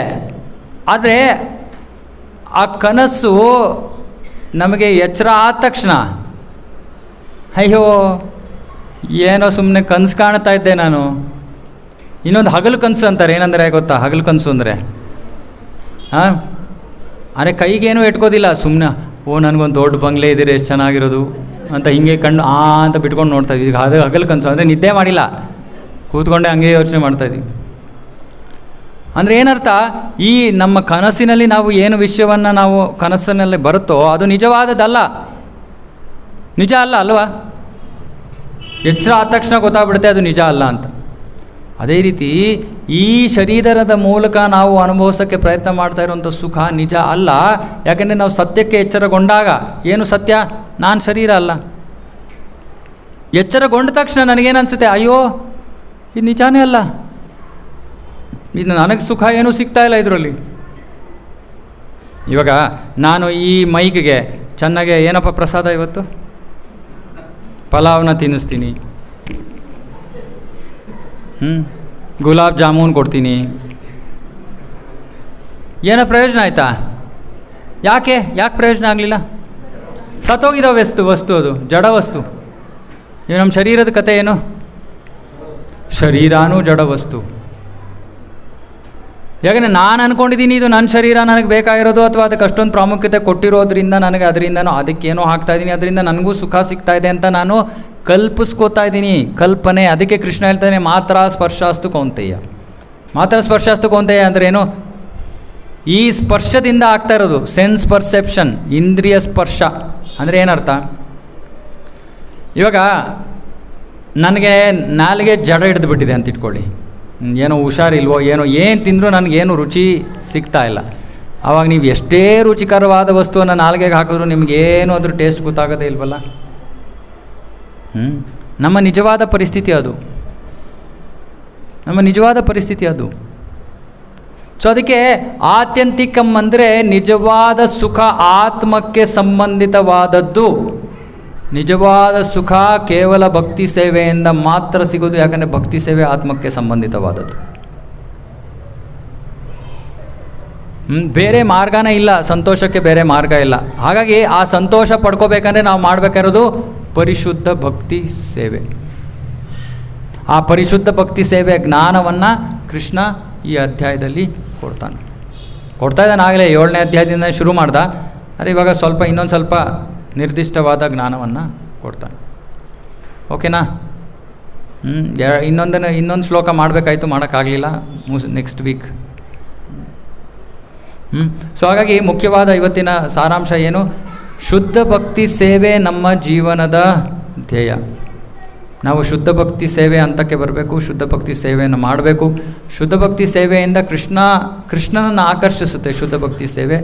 ಆ ಕೃಷ್ಣ ಆಕರ್ಷಿತನಾದರೆ, ನಮ್ಮ ಭಕ್ತಿಯಿಂದ ಸಂತೃಪ್ತನಾದರೆ ನಾವು ಅಂದರೆ ಆತ್ಮ ನಿಜವಾದ ಆನಂದವನ್ನು ಅನುಭವಿಸ್ತೀವಿ. ಆ ನಿಜವಾದ ಆನಂದಕ್ಕೋಸ್ಕರನೇ ನಾವು ಹುಡುಕಾಡ್ತಾ ಇದ್ದೀವಿ. ಅದಕ್ಕೆ ಮಾರ್ಗ ಪರಿಶುದ್ಧ ಭಕ್ತಿ ಸೇವೆ. ನಿಮ್ಮ ಪ್ರಶ್ನೆ ಬರ್ಬೋದು, ಪ್ರಭು ನಾವು ಭಗವಂತನ ಹತ್ರ ಇದು ಕೇಳ್ಕೋಬೇಕು ಅದು ಕೇಳ್ಕೋಬೇಕು ಅಲ್ವಾ ಪ್ರಭು? ಇಲ್ಲಾಂದರೆ ನಮಗೆ ಯಾರು ಕೊಡೋರಿದ್ದಾರೆ? ಹೌದು, ನಮ್ಗೆ ಯಾರೂ ಇಲ್ಲ ಕೊಡೋದಕ್ಕೆ. ಆದರೆ ತಂದೆ ತಾಯಂದ್ರಿಗೆ ನಮಗೇನಾದ್ರು ಕೊಡೋದಕ್ಕೆ ನಾವು ಹೋಗಿ ಹೇಳಬೇಕಾ? ಮಕ್ಕಳಾಗಿ ಹೇಳೋ ಅವಶ್ಯಕತೆ ಇಲ್ಲ, ಅವ್ರು ಕೊಡ್ತಾರೆ. ಅವ್ರು ಕೊಡೋದು ಕೆಲಸ ಅವ್ರು ಮಾಡ್ತಾರೆ. ಅವ್ರಿಗೆ ಏನು ಕೊಡಬೇಕು, ಯಾವಾಗ ಕೊಡಬೇಕು, ಎಷ್ಟು ಕೊಡಬೇಕು ಅದು ಗೊತ್ತು. ಅವ್ರಿಗೆ ಬಿಟ್ಬಿಡಿ. ಅವ್ರಿಗೋಗಿ ಕೇಳೋ ಅವಶ್ಯಕತೆ ಇಲ್ಲ. ನಾನು ಕೇಳಲಿಲ್ಲ ಅಂದರೆ ಕೃಷ್ಣ ಅಲ್ಲ ಕೊಡಲಿಲ್ಲ ಅಂದರೆ ಕೃಷ್ಣನಿಗೆ ಗೊತ್ತು ಏನು ಕೊಡಬೇಕು, ಯಾವಾಗ ಕೊಡಬೇಕು, ಕೊಡ್ತಾನೆ. ಇಲ್ಲ ಪ್ರಭು ಕೃಷ್ಣನಿಗೆ ಅಷ್ಟೊಂದು ತಲೆ ಇಲ್ಲ ಪ್ರಭು, ನನ್ನಷ್ಟು ಬುದ್ಧಿ ಇಲ್ಲ ಅವನಿಗೆ. ನನಗೆ ಗೊತ್ತು ನನಗೇನು ಒಳ್ಳೆಯದು ಅಂತ, ಹಾಗಾಗಿ ನಾನೇ ಹೇಳಬೇಕು ಅವನಿಗೆ. ಹೌದಾ? ಕೃಷ್ಣನಿಗೆ ಬುದ್ಧಿ ಇಲ್ವಾ? ಸೊ ಇಷ್ಟೇ ನಾವು ಅರ್ಥ ಮಾಡ್ಕೋಬೇಕು. ನಾವೇನು ಕೇಳೋ ಅವಶ್ಯಕತೆ ಇಲ್ಲ, ಯಾಕಂದರೆ ಅವನು ಕೊಡ್ತಾನೆ. ಅವನಿಗೆ ಬೇಕಾಗಿರೋದು ನಾವು ಅವನನ್ನು ಏನು ಕೇಳದೆ ಭಕ್ತಿ ಸೇವೆ ಮಾಡ್ತಾ ಇದೀವೋ ಇಲ್ವೋ ಅಷ್ಟೇ ಬೇಕಾಗಿರೋದು ಅವನಿಗೆ. ಇವಾಗ ಯಾವುದೋ ಮಗುಗೆ ಚಾಕ್ಲೇಟ್ ಬೇಕು, ಅದು ಸುಮ್ಮನೆ ಏನೋ ಟಾಫಿ ಏನೋ ಸಿಗುತ್ತಲ್ಲ, ಏನೋ ಕ್ಯಾಡ್ಬರೀಸ್ ಚಿಕ್ಕ ಚಾಕ್ಲೇಟ್ ಸಿಗುತ್ತಲ್ಲ, ಚಾಕ್ಲೇಟ್ ಬೇಕು ಅಂತ ಅಳ್ತಾ ಇದೆ. ಪಾಪ ಅಪ್ಪ ಅಮ್ಮ ಅದಕ್ಕೊಂದು ದೊಡ್ಡ ಬಾರ್ ಕೊಡಬೇಕು ಅಂತ ಇದ್ದರು. ದೊಡ್ಡ ಏನದು ಕ್ಯಾಡ್ಬರಿ ಬಾರ್ ಕೊಡಬೇಕು ಅಂತ. ಪಾಪ ಅದು ಸುಮ್ಮನೆ ಅಳ್ತಾ ಇದೆ, ನಂಗೆ ಚಿಕ್ಕ ಚಾಕ್ಲೇಟ್ ಕೊಡು ಅಂತ. ಅಪ್ಪ ಅಮ್ಮ ಏನು ಮಾಡ್ತಾರೆ? ಅಯ್ಯೋ ಇವನು ಚಾಕ್ಲೇಟ್ ಕೊಡಲಿಲ್ಲ ಅಂದರೆ ಅಳ್ತಾನೆ. ಸರಿ, ದೊಡ್ಡ ಬಾರ್ ದುಡ್ಡು ಉಳೀತು ಬಿಡಿ, ಚಿಕ್ಕ ಚಾಕ್ಲೇಟ್ ಕೊಟ್ಟು ಮುಗಿಸೋಣ. ಇವಾಗ ಸುಮ್ಮನಿದ್ದಿದ್ರೆ ಆ ಮಗು ಏನು ಸಿಕ್ಕಿರೋದು? ಸೊ ನಾವು ಸುಮ್ಮನಿರಬೇಕು. ಕೃಷ್ಣ ನಮ್ಗೆ ಏನು ಕೊಡಬೇಕು ಕೊಡ್ತಾನೆ. ನಾವು ಸುಮ್ಮನೆ ಏನೋ ಚಿಕ್ಕದಕ್ಕೋಸ್ಕರ ಕೊಯ್ಯೋ ಅಂತ ಇರ್ತೀವಿ. ಅಯ್ಯೋ ಕೃಷ್ಣ ಅಂತ ಏನಪ್ಪ ಇಷ್ಟು ಚಿಕ್ಕದಕ್ಕೋಸ್ಕರ ಯಾಕೆ ಓದಾಡ್ತಾ ಇದೆಯಾ? ನಿನ್ಗೇನು ಕೊಡಬೇಕು ನನಗೆ ಗೊತ್ತು, ನಾನು ಕೊಡ್ತೀನಿ ಬಿಡಪ್ಪ. ಸೊ ಕೃಷ್ಣ ಹತ್ರ ಏನು ಕೇಳೋ ಗೋಜಿಗೆ ಹೋಗಬೇಡಿ, ಅವಶ್ಯಕತೆ ಇಲ್ಲ. ಅವನಿಗೆ ಗೊತ್ತು ಅವನು ಏನು ಕೊಡಬೇಕು, ಯಾವಾಗ ಕೊಡಬೇಕು, ಹೇಗೆ ಕೊಡಬೇಕು ಎಲ್ಲ ಅವನಿಗೆ ಗೊತ್ತು. ಸುಮ್ಮನೆ ಅವನ ಸಂತೃಪ್ತಿಗೋಸ್ಕರ ನಾವು ಅವನ ಸೇವೆಯಲ್ಲಿ ತೊಡಗಬೇಕು, ಅಷ್ಟೇ ಬೇಕಾಗಿರೋದು. ಓಕೆನಾ, ಮುಗಿಸೋಣ. ಶ್ರೀಮದ್ ಭಗವದ್ಗೀತಾ ಕಿ ಜಯ, ಜಗದ್ಗುರು ಶಿಲ ಪ್ರಭುಪಾದ ಕಿ ಜಯ, ಸಮವೇತ ಗೌರವ ಭಕ್ತವೃಂದ ಕಿ ಜಯ. ಹರೇ ಕೃಷ್ಣ.